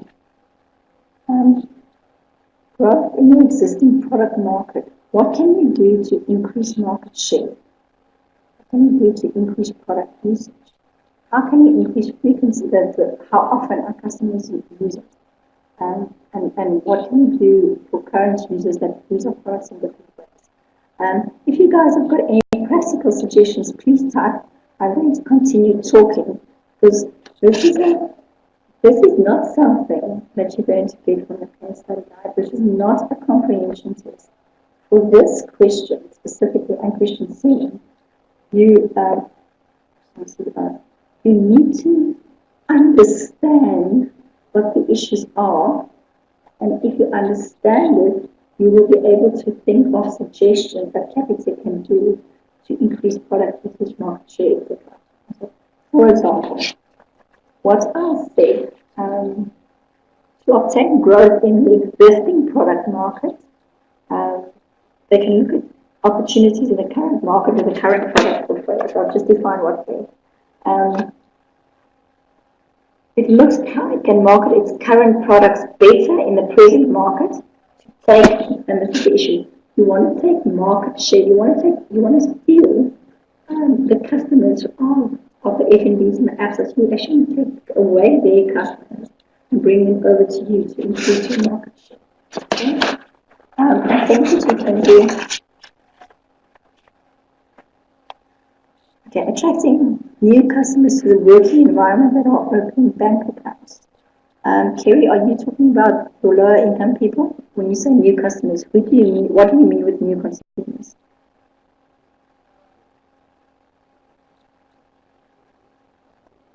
Whilst Kerry's typing, I'll say I'll give you increasing market share. Okay, but remember, Kerry, we are talking about new consumers in the working environment. You are still talking about your lower LSM or your just a little bit higher LSM. And how are you going to attract them? This is very practical. You just say attracting, but how are you going to attract them? That's the question. Okay? For example, are you going to do, and I'm speaking to Kerry, but I'm speaking to all of you, are you going to attract them by doing maybe a fresh advertising, for example, or focusing, interesting. Maybe I'll read what I said here. Yes, I'm going to. Lower banking fees, remember, they are already at the bottom of banking fees. And it is a valid point, and it can be an issue in for example, product market. But for Capitec specifically, they are already saying that their fees are so low as it is, and that's one of the attractions for your lower income people to already use or open a Capitec account. So lowering fees might be a bit tricky for them. I talked about a fresh advertising campaign to create awareness and urge customers to open bank accounts with Capitec. I say Capitec can focus its advertising efforts on the upper LSM market, the markets that they want to go into, try to steal away customers from the other banks. Targeting the lower income segments such as students, and this will increase market share. Yes, I agree with you. So they might have a specific advertising campaign targeted at students to increase market share. Absolutely. Okay. I talk about customer centricity, making sure that they're a customer-centric organization and that they provide excellent service, because if they provide excellent service, they're going to build loyalty of those consumers, from those consumers, and those consumers will use more and more of their products. What I said is they can try to increase their branches even more. Yes, they've got 600 branches or 500 already, but there's still a need for more branches to increase accessibility for the consumer, especially because it's in a low-income market. And one would imagine that those type of people would not have or would make use of public transport to get to places. So you try to make it easy for them to have access to a Capitec Bank service. What I also said is Capitec can provide incentives for people to open a bank account for a limited period, for example. And Capitec will do the first deposit of, let's say, 10 months or whatever. What I'm trying to do, you guys, is to show you that these answers are not in your case study. You need to go and think about the box and out of the box. And usually, the case studies that they give you is something that you can relate to, sometimes more, sometimes less, but it's something that you might have heard about or have some experience. So think creatively, but it needs to be very practical examples of what you think they can do to grow the market. And be focused the whole time. In the present market, you've got your present products. You can't go and develop new products now. You're in that specific space where you operate. You need to get some penetration into the market in order to increase penetration. Meaning you want to get more of the target market to use your products more and more regularly. Okay, what else have I written here? Advertising after what I've also said is Capitec can incentivize customers to use the bank more. For example, for every additional 5,000 Rand that you deposit in the bank account, and they can provide you with a voucher of some kind, for example, a meal voucher or whatever. So you're trying to induce consumers to save more, and specifically in that specific in the Alice in Wonderful market, that's such an important issue. So Capitec, in the same, by encouraging consumers to save money, and they are also kind of doing a corporate social responsibility issue here and teaching people to look after money and how important it is to save. What else did I say? I said Capitec can provide loan facilities, maybe a home or a car facility in the current market. Remember, they've already got some loan facilities. Okay? In this specific market, they can get your customer who's got let's say a savings account and try to induce them to take out a loan or a house or a car or whatever. That is increasing your product usage. Okay? Loyalty programs. Loyalty programs can be used where long-term consumers are awarded for their loyalty to the bank. So let's say, an example might be for if you've been with the bank for 5 years, you might win something or get an extra deposit from Capitec in your bank account or whatever. But you're trying to induce your consumer to use your products. Okay. That's a nice one, David. Can we give you 50 Rand airtime? That's a very, very, really nice example. Very, very practical. And that's the kind of things that you should be looking at when you answer questions like these. Okay. Let's quickly go to the new product side. In your current market, your present market, into new products and growth through product development. Features are added to the product. For example, Capitec can add a feature to its savings account that as soon as you have a bank balance of say 10,000 Rand or more, you can apply for a loan starting with 100 Rand or 1,000 Rand or whatever the case may be. Okay. So you add a loan facility together with your savings product. New generations product. We've talked about the banking app, which is already very effective. They can also use up-to-date social media, your Twitters, your Facebooks, to interact with your customers. The bank can create innovative, simplified loan products for its current customer base. So, again, this is a matter of thinking out of the box.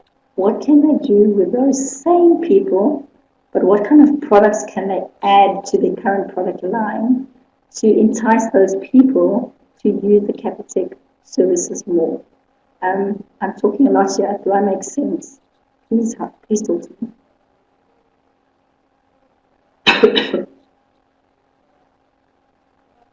Guys, if you've lost me, please say so that I can explain again. This is a very, very important question.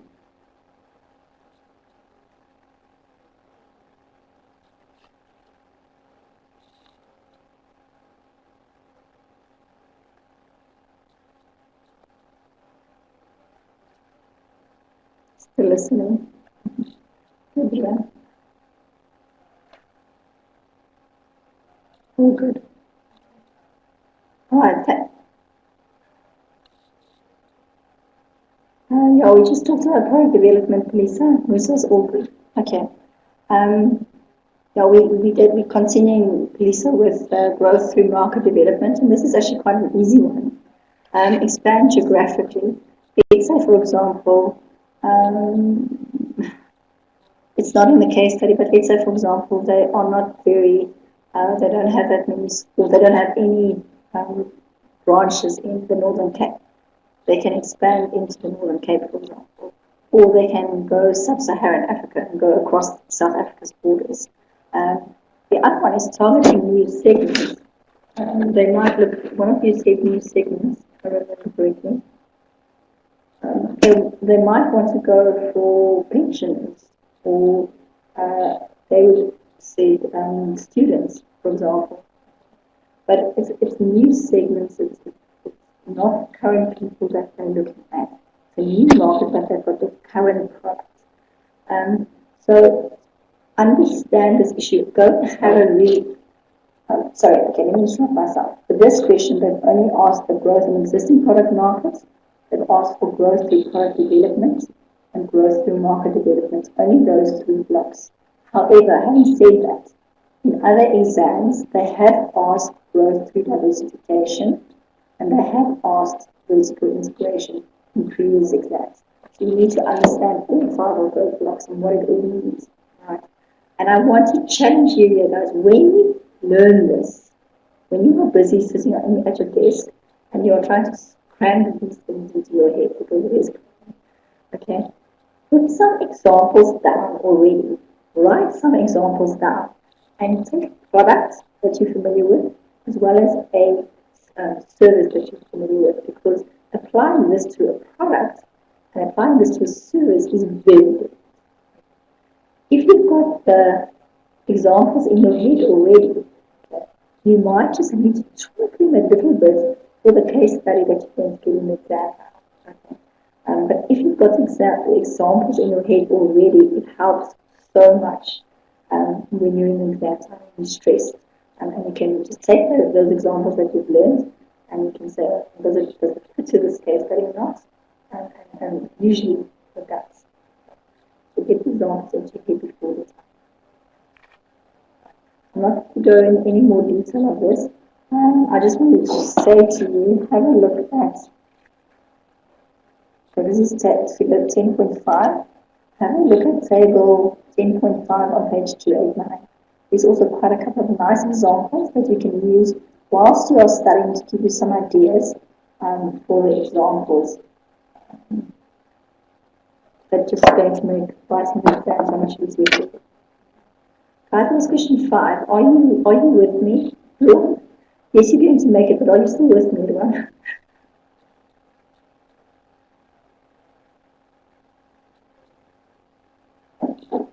No, you're on the Any questions, guys?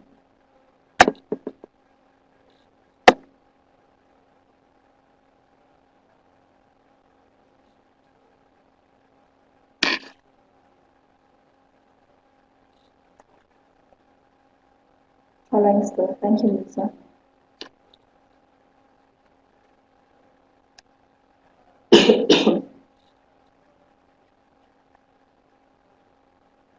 Whilst Lisa is typing, I'm just with you. Yes, Lisa. If they ask you for this, you definitely have to think out of the box. You have to think out of the case study, out of the information that I've already given to you, because for some of these, you're not, some of it you might say, okay, they need, let's say, they say in the case study they've got 500 branches, for example, but you can say, okay, they need even more branches. Okay.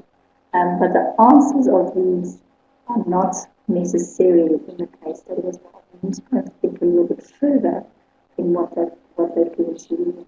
Very important.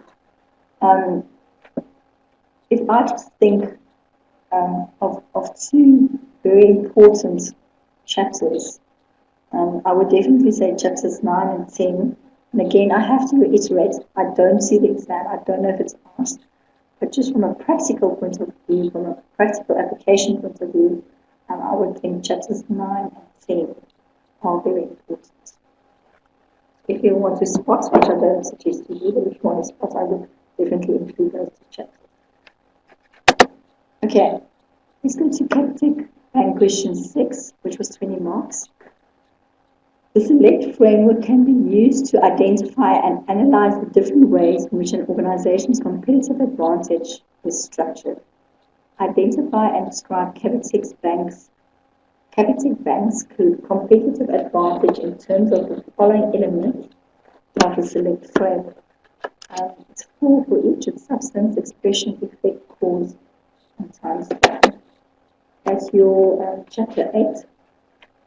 You see it here at the with a dark blue circle, number 5, anatomy of a competitive advantage, the select framework. There, if you look at the first capitalized letter and you read it down, it says select. Okay, it's an acronym for the first letter of each word. So if you forget, use the acronym select. It'll help you guide your thoughts. Look at this. Okay. I want you, because I'm going to read it mostly from the textbook, I want you to have a look at figure 8.2 on page 208. Put your textbook there. I'm going to show it.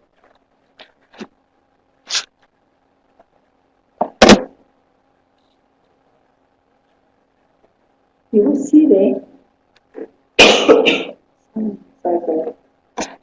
You will see there. Figure 8.2, the select framework. In the middle, you've got the competitive advantage, and then all the various issues that refer to it. Okay.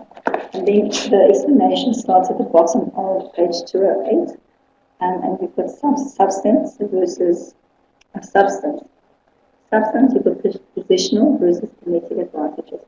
Now, positional advantage is the unique attributes and assets that an organization has.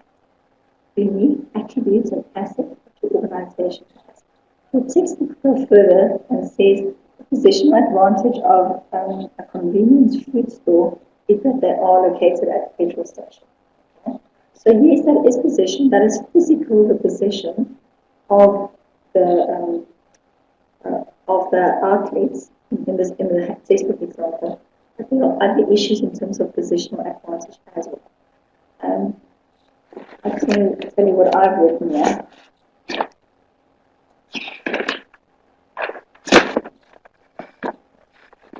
Positional advantage that Capitec has, for example, is the 600 branches that they've already got countrywide. The fact that they stay open for longer, and that's something that people talk about.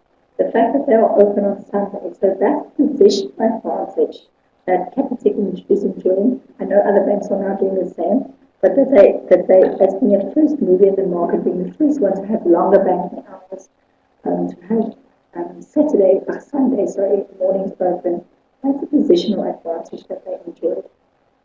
A kinetic advantage is, on your page 209, is special knowledge and qualities of the staff. And I want to say to you here, don't always think about staff or employees as middle management or lower management. These kinetic advantages could also be high management people. So if you've read the case study, you will know that there was a guy who saw a gap in the market with the other 4 banks not providing effective services. He saw a bank in the market, and also many of the banks do not focus on your lower income markets, they only focus on the high income markets. So that's the opportunity that somebody saw. He used the opportunity to build a Capitec, which is doing very well. So that person, that manager, who had the vision to take this Capitec from nothing to where it is now, that's kinetic advantage. That is a strategic leadership advantage that Capitec has. Maybe on a lower level with kinetic advantages might be how well Capitec's people have been trained to do their job so effectively, to to open a bank account so effectively, and so that when a customer walks out of there, he or she's already got the bank account, the bank card in their hand. That's a connected advantage, guys.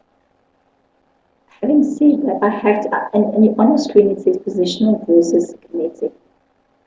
Please note, MB, that it doesn't necessarily need to be either positional or either kinetic. It can be both. And listen very, very carefully. Positional advantage, in my example, is that they've got so many stores.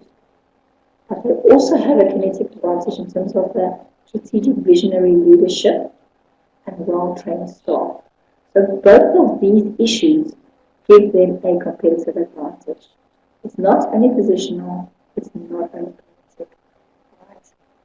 Homogeneous versus heterogeneous advantages. It's on your page 210 of the textbook. Homogeneous says that your company competes in the same manner as all the other companies that are okay? And heterogeneous, okay, and the only factor in the homogeneous is that you're doing it better than that. Sorry. Heterogeneous means they're doing things very, very, very differently to what their competitors are doing. So I'd like to ask you to answer me, and tell me whether you think they're doing is it a homogeneous competitive advantage that they've got, or is it a heterogeneous advantage that they've got? I just need to say again, homogeneous is they're doing the same as what the other banks are doing. Heterogeneous means they're doing something different to what the other banks are doing. Everyone is typing. Everyone says heterogeneous. Guys, speak to me, please. Have I lost you?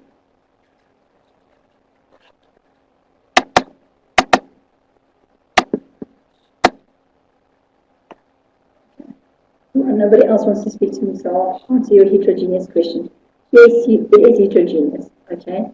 Because they are not modern with extended business hours. Yes, that's exactly why they're heterogeneous. They're doing it differently, okay? Having said that, they also compete on a homogeneous basis because all the products that they provide is also part and parcel of a normal bank's product. They've also got savings accounts, they've also got lending facilities. Although the big plus for Capitec here is the fact that they do it at much lower costs than what the other banks are doing.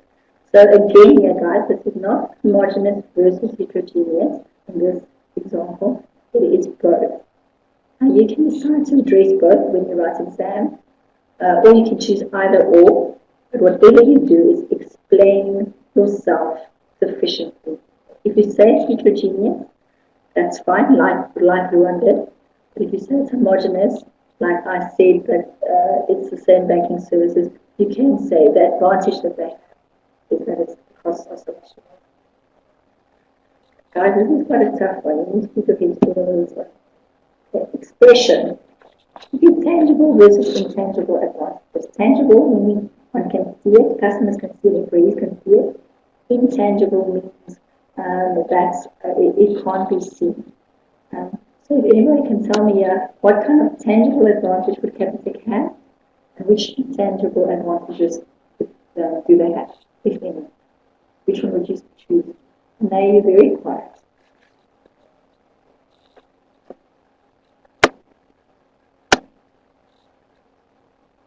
Cherry?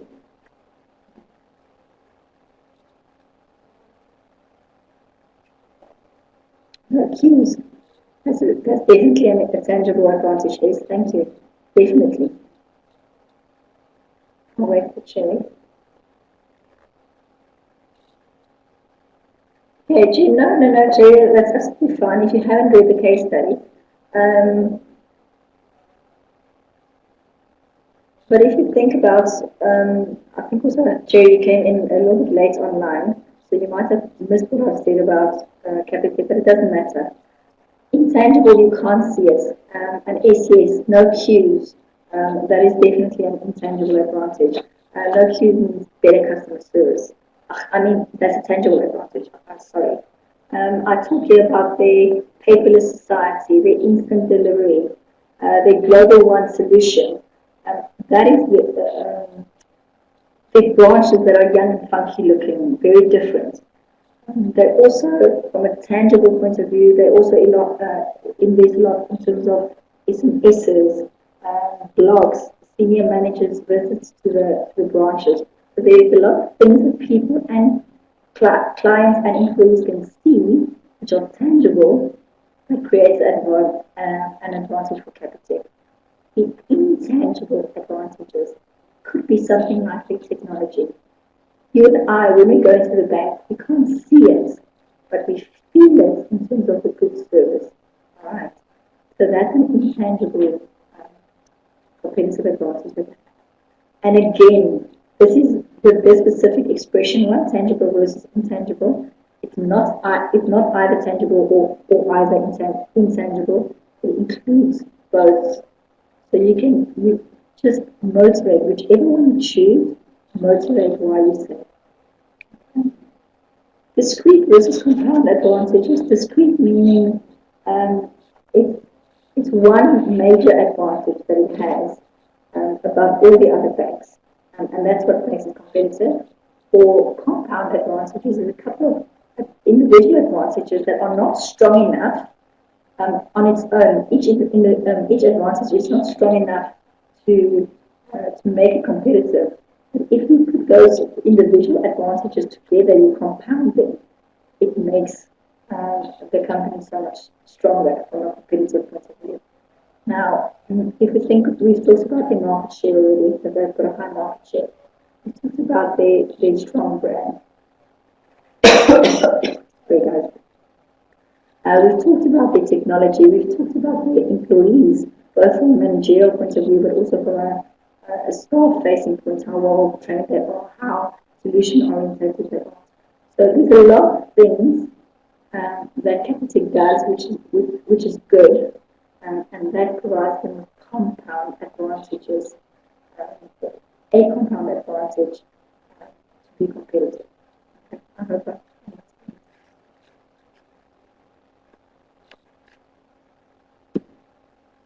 So let's continue. Effect. An absolute versus a relative advantage. An absolute advantage is it's an overwhelming advantage. Okay? It's something that your competitors can't really duplicate. Okay? A relative advantage is an advantage that you have relative to your competitors. So in my mind, Capitec has a relative advantage in the sense that they provide similar, not all, but some of the same services that the net banking actually does, but they do it at lower cost. So that's a relative advantage. Okay? They also have an absolute advantage in the sense that they've got a simplified banking, they've minimized their administration costs and their costs to the clients. So with this specific one, again, be either absolute or the relative. And whichever one you choose, if you don't write both, whichever one you choose is fine, but make sure that you explain yourself adequately. Direct versus indirect advantages. Direct advantage you can trace is traceable to the organization and it's usually tangible. Okay? And what I see with a direct advantage is that the technology allows them to provide real-time services. Those real-time services create happy clients, and happy clients, in simple words, create sales. So that's a direct advantage. The technology has a direct advantage for Capitec. Oops. The course, spontaneous versus strategic. Spontaneous basically means it just happened. They were there at the right time at the right place. Versus strategic is something that they thought through the planning, everything they did to create this advantage.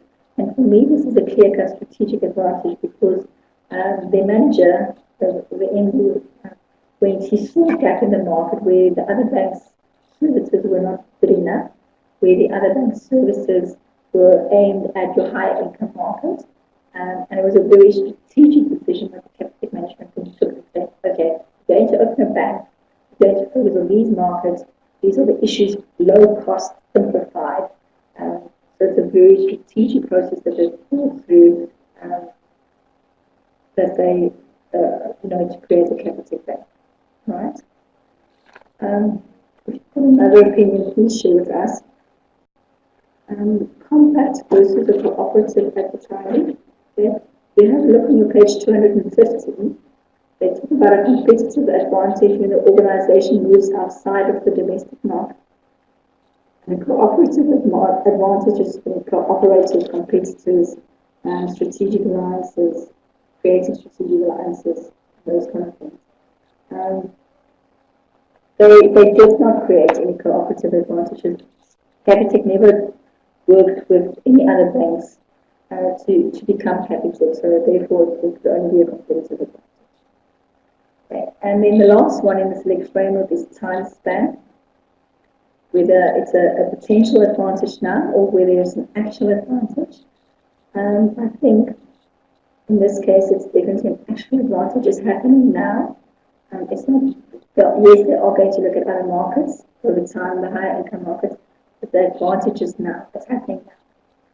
Okay, and then whether it's a temporal versus a sustained competitive advantage, it's not temporary. If they've been growing for 12, longer, 14, 15 years, they've been growing. Very strategically, they've been growing and do things better. So it's not temporary. It is sustainable. However, they do say in the case study that for them to go into the higher LSM market is quite a challenge. Okay, so that was the select framework. I'm going to type it in the website.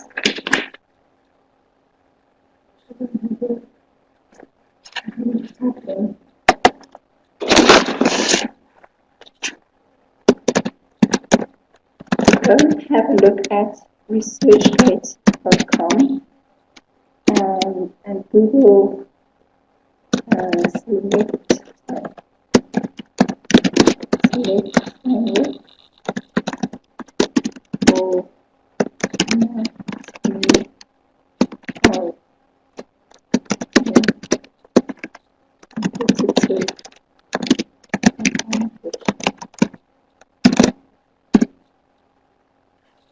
select framework or anatomy of competitive advantage by ResearchGate. Guys, this is a brilliant, brilliant article. Right? I know you had this question with your assignments, but it is a very, very, very important question because this framework gives you all the issues on which a company can outperform its competitors. It takes everything into account.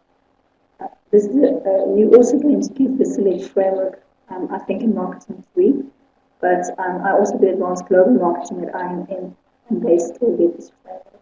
So it's extremely good for you to get this under the belt now forever, because it's going to come back over and over again.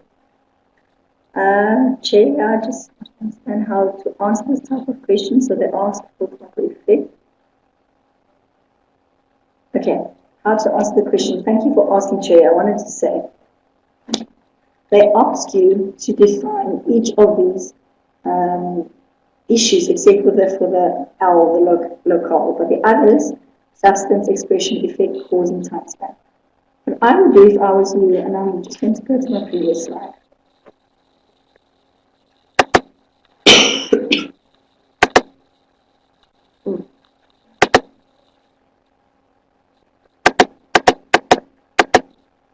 Okay, let's say, for example, you're now starting to answer this question. If I was you, just like I did today, say substance, positional versus kinetic advantage. Positional means it's internal to the company, and give you a definition very short what positional means. Very short definition of what kinetic advantages are, and then you can say Capitec has a kinetic advantage because of this, or Capitec has both a positional advantage because of their strong brand name, but they also have a kinetic advantage because of their visionary leadership. Okay. Homogeneous.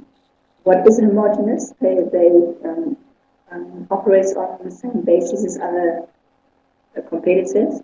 So yes, the Capitec operates on a homogeneous basis because they provide similar services or similar services to the access and F&Bs, but they do it at a much lower cost. And heterogeneous, as is has said, the funky look of the outlets, the times that they are open. So that's heterogeneous. So you can say anyone, you can choose which one, but make sure that you define it. But in terms of positional, kinetic, homogeneous, and heterogeneous, very short and sweet, define what it is, so that you show to the marker that you understand what you're talking about. Choose typing, I must be a minute or two. Okay. So guys, you'll see that whilst you're typing, you'll see that the definitions in your textbook of these issues are very short. So you can also keep it very short, but you have to understand. And if you have that ResearchGate article, because it's quite a practical article, it's going to give you a lot of information on that you can use to choose whether in your case study it's a positional or kinetic or a tangible or an intangible advantage. I would definitely recommend that you read that article, get it through it, and it's going to help you a lot, and also in terms of understanding the selective framework. Whilst Jerry is typing, I'm going to continue. I'm going to say the shortest. So too much about, yes, you're right, Jerry. The textbook doesn't say much about each. That's why I say keep it very short. You can use your own words if it's easy for you to understand. Very short. What does absolute mean? What does relative advantage mean? And which one do you think? Or you can say both if you feel very strong about both. Which one do you think it is? But I want you in your head, you're not going to put this on paper, but I want you to remember in your head that it's not a versus. It's not an absolute versus a relative. It could be both. In some situations, it is only one. For example, spontaneous versus strategic. It is definitely strategic. But in some cases, it could be both. So don't get worried and think, it must be either or. It could be both. Okay, so have that in your head. Oh yes, time span. Okay, we've talked about this. Okay, and then the last question for tonight, guys. Okay, thanks. Pleasure, Chair.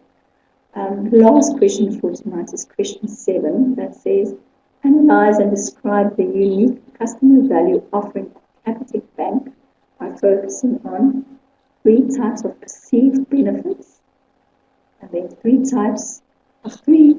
perceived cost elements of its value offering, both of 6 marks. And then they say here, use examples of the case study to support your answer. Now, that last sentence tells you that now you can use this case study as a, what's the word? As a, I forget the word now. When you get your examples from the case study itself, I used the word previously, it's very helpful. My brain is fizzled. Comprehension test, thank you, Luan. Yes, that's what I mean. Okay, so this is where your comprehension test comes in. Okay, so 3 types of perceived benefits, 3 types of cost elements. Let's see what we've got here. And this is also a question that has come through more than once. When you look at your chapter 4, your blue block A on your left-hand side, that's where the benefits and costs are discussed. Let's see. Types of benefits. Okay. You get functional benefits. And I'm going to ask you to write for me here. Functional is the actual benefit, the tangible benefits that you gain by using this product or service. As I say, for example, reliability, durability, performance, those kind of things. Now, which functional benefit do you think Capital offers to its consumers? I'd like to hear from you. What functional benefit does Capitec offer to its clients?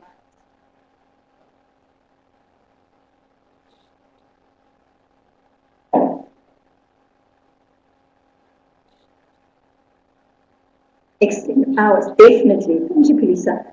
Definitely, extend hours is a tangible benefit, a functional benefit that they have, that the Capitec offers. Okay? And that's in the case. I'm just waiting until the room is finished.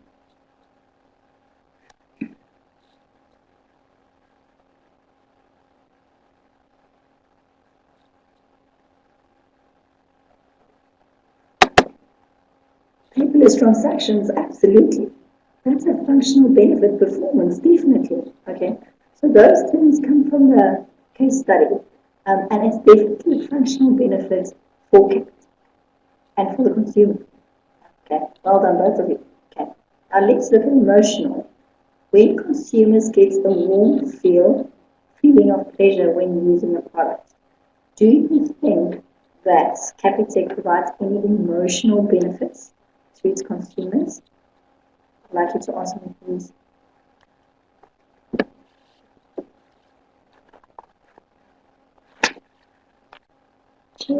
Cherry, even if you haven't read the case study, what kind of emotional benefits would a bank offer? Even if it's not Capitec Bank, but modern interior to reflect a modern approach. Ruan, how do you bring that to an emotional feeling when they use the product? Modern is definitely function tangible, but is it an emotional thing? Maybe you need to convince me. Cherry, satisfaction. Yes, I think satisfaction could be an issue because when you walk out there and you have had a good interaction with the service people, Capitec service people, and you didn't have to wait in a queue and all those kind of things, it's definitely going to create an emotional feeling of satisfaction, of being listened to, good customer service, those kind of things. I sit next to the customer, cheaper offering. Lisa, cheaper offering, I would maybe put under the functional benefit because you pay less for a better service. So the functional benefits, I would maybe put under costing. Including the customer makes them feel valued. Yes. No, you're right, David. You're absolutely right. By sitting side by side, you feel more on an equal par as opposed to kind of being looked down from a little cubicle and research from there. So yes, David, I would definitely agree with you. Sitting next to the Capitec Bank's person might give you a very satisfied emotional feeling. I agree. Let me just see what I said here.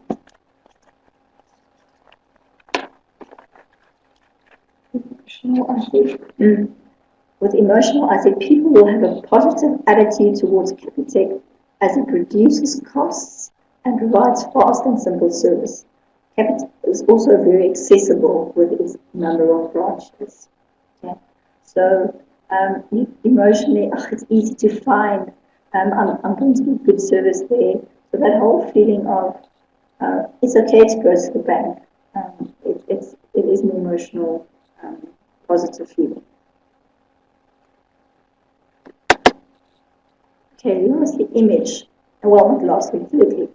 A high value image, especially applicable with services, with the reputation of the service deliverer. High value image, especially applicable with services. The reputation of the service deliverer makes the buyer confident to invest money in that service. And products or services that enhances your self-concept would be more preferable to consumers' products. Okay, now maybe let's think about another product. If you buy the newest BMW in the market, or if you've got, yeah, well, okay, this is the BMW, and it's a 7 Series, and it's smart, and it's got everything that closes and opens, and it's absolutely beautiful. That might provide an image in your mind that you are going to be seen as successful, maybe as ambitious, as you made it kind of thing. So it's the image that is created about you when you are using that product. Now, do you think that this image issue would be an issue with Capitec Bank? I'd love to hear from you. Jenny, to come back to your question just now, sense of convenience, yes, it's definitely a strong emotional issue, definitely. But is image definitely something that that you get some kind of message when you use Capitec Bank?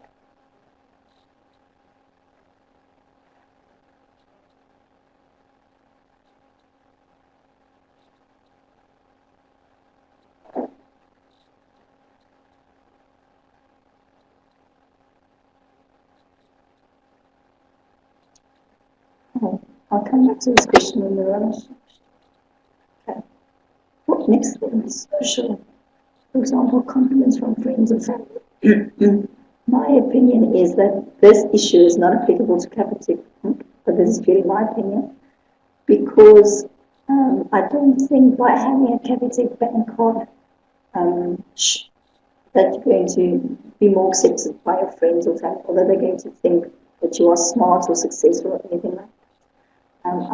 I would not have chosen social as one of the issues. Remember, there are 6 issues, but the question asks you only to talk about 3. So social would have been the one that I would have left out if I was a student, because I can't see that you are going to be socially more acceptable by having a Capitec Bank card. But that's my opinion. Yes, but one says yes, it offers convenience, good customer service, and innovative technology. So the image perceives a forward-thinking one. Yes, yes, definitely. So it's vibrant, it's efficient. Yeah, Rihanna, I agree with you. Okay, service. They talk here about after-sales service can become a differentiator when the functional and tangible features of products are seen as equal. So after sales service with Capitec, if you read the case study again, they do lots of surveys. I think there's a page. When they talk about personal service, they talk about regular client service, they talk about SMS and internet communication. They've got a call center complaints evaluation and review. They do formal marketing research. So there's a lot of issues or a lot of things that they do to create that interaction with their own clients. And although it's not necessarily after sales service, there is a service element there, there is a relationship element there that they use to create or to build their brand. They've got senior managers that regularly visit the branches and service points. So there's a lot of things that they do from a service point of view that is a type of their benefit. And this is one, the last one, is experiential. This is the sensory excitement that a customer gets from using a product or service. I quickly want to do a survey here. If you remember, the first ones, in terms of benefits, were functional, emotional, image, functional, emotional, and image. And the next ones were social, service, and experiential. Those were 6. Which of those 3 would you have chosen to discuss if you were writing the exam? That's the question. Which of those 3 would you have chosen to discuss if you were in the exam?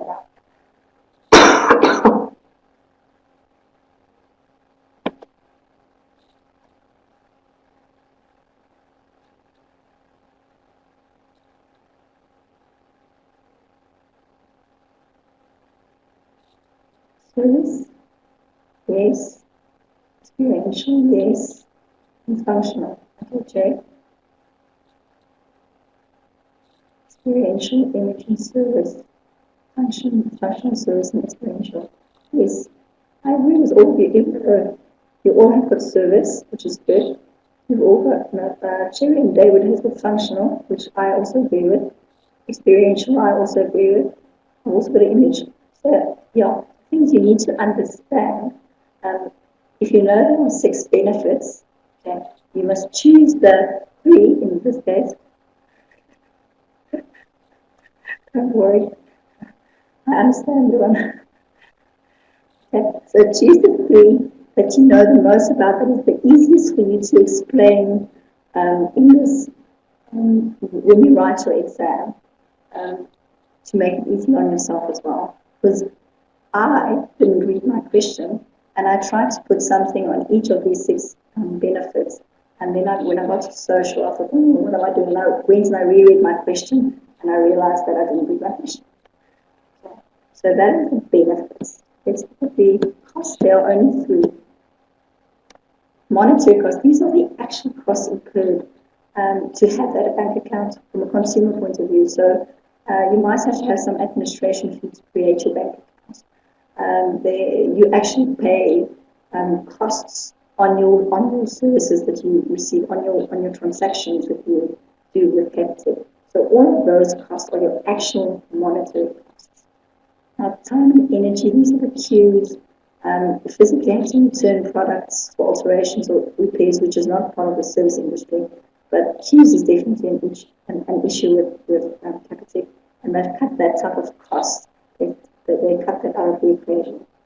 And then the last one is your psychic expenditure. This is your mental energy, the stress that is involved in purchasing and accepting the risk of potential product failure. In other words, if I bought this, or if I move all my money from FNB or wherever to Capitec, am I making the right move? Am I not going to waste money? Am I going to get the good service that I want? And then cognitive dissonance is the stress that you have after you've done a high cost purchase. So to transfer money from another bank to Capitec is quite a big thing, and there might be a lot of stress involved. So that is the 3 costs. Now, if you think about Capitec specifically, and if you think about these 3 costs, Capitec has definitely done a lot to minimize these 3 costs. If you agree with me, because the actual monetary costs are quite low.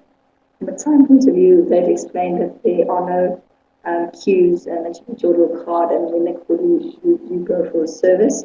And then they send you a lot of information after you've opened your bank account, telling you did a good job on opening accounts. I know I've got a Capitec bank account, so I receive SMSs every month to tell me what my interest rate was, what my costs were. If they change their website, they invite you to go and have a look at their website. So they do a lot of things to interact with the clients and to make that cognitive business a little bit less. So guys, that's where we are. I think that's the last page. Yeah. Are there any questions relating to this question 7?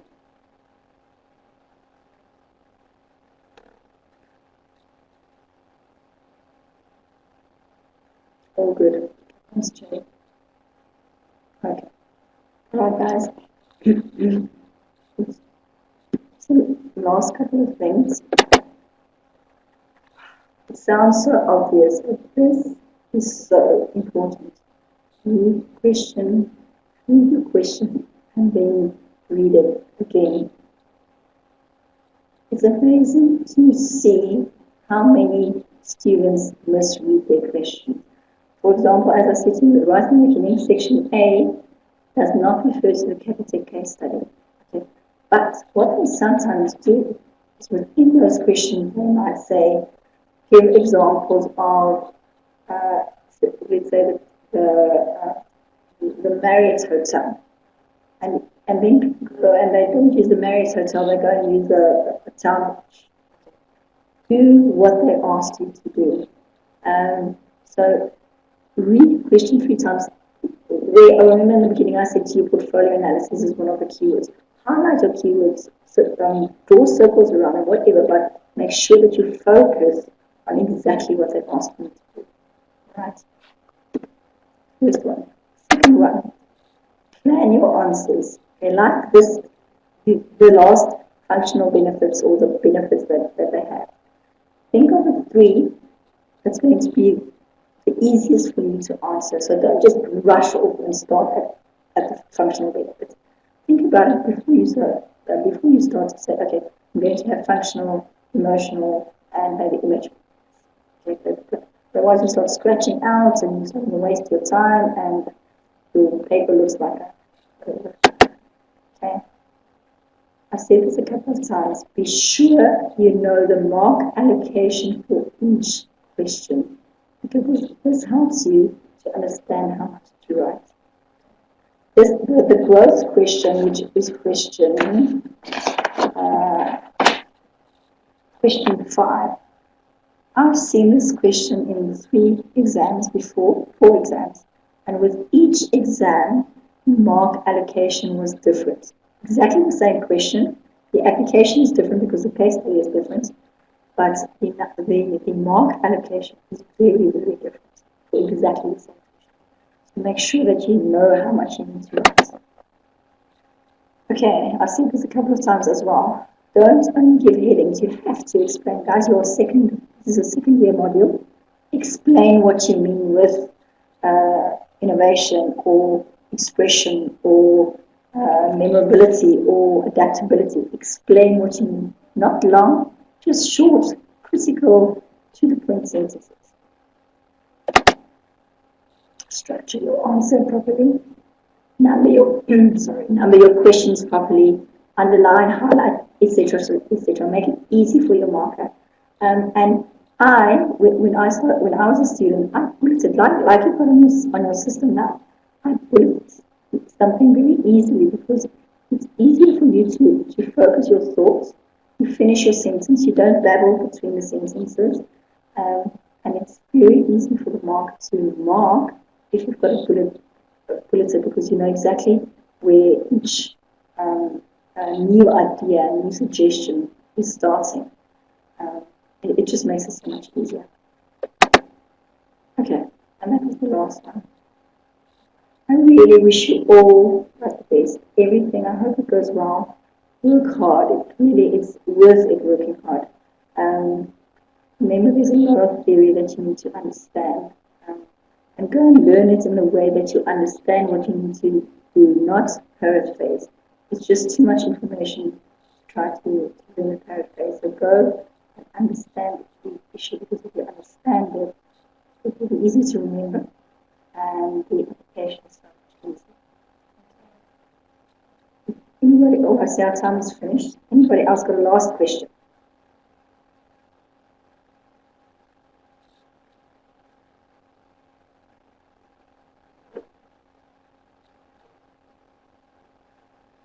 Thank you, David.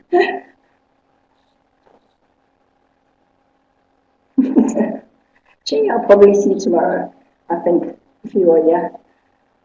Thanks for your session, everyone. Thank you. Gee, I'll see you tomorrow. Oh, thank you, Anna. I really appreciate it. Everyone, don't worry about the spelling. I'm actually have empathy, not even sympathy, but empathy.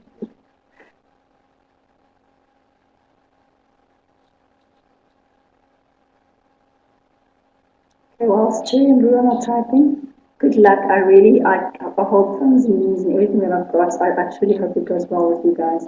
But do study hard. It's a very broad subject or module. I've had warm honey and ginger the whole day, David, and I'm still croaking.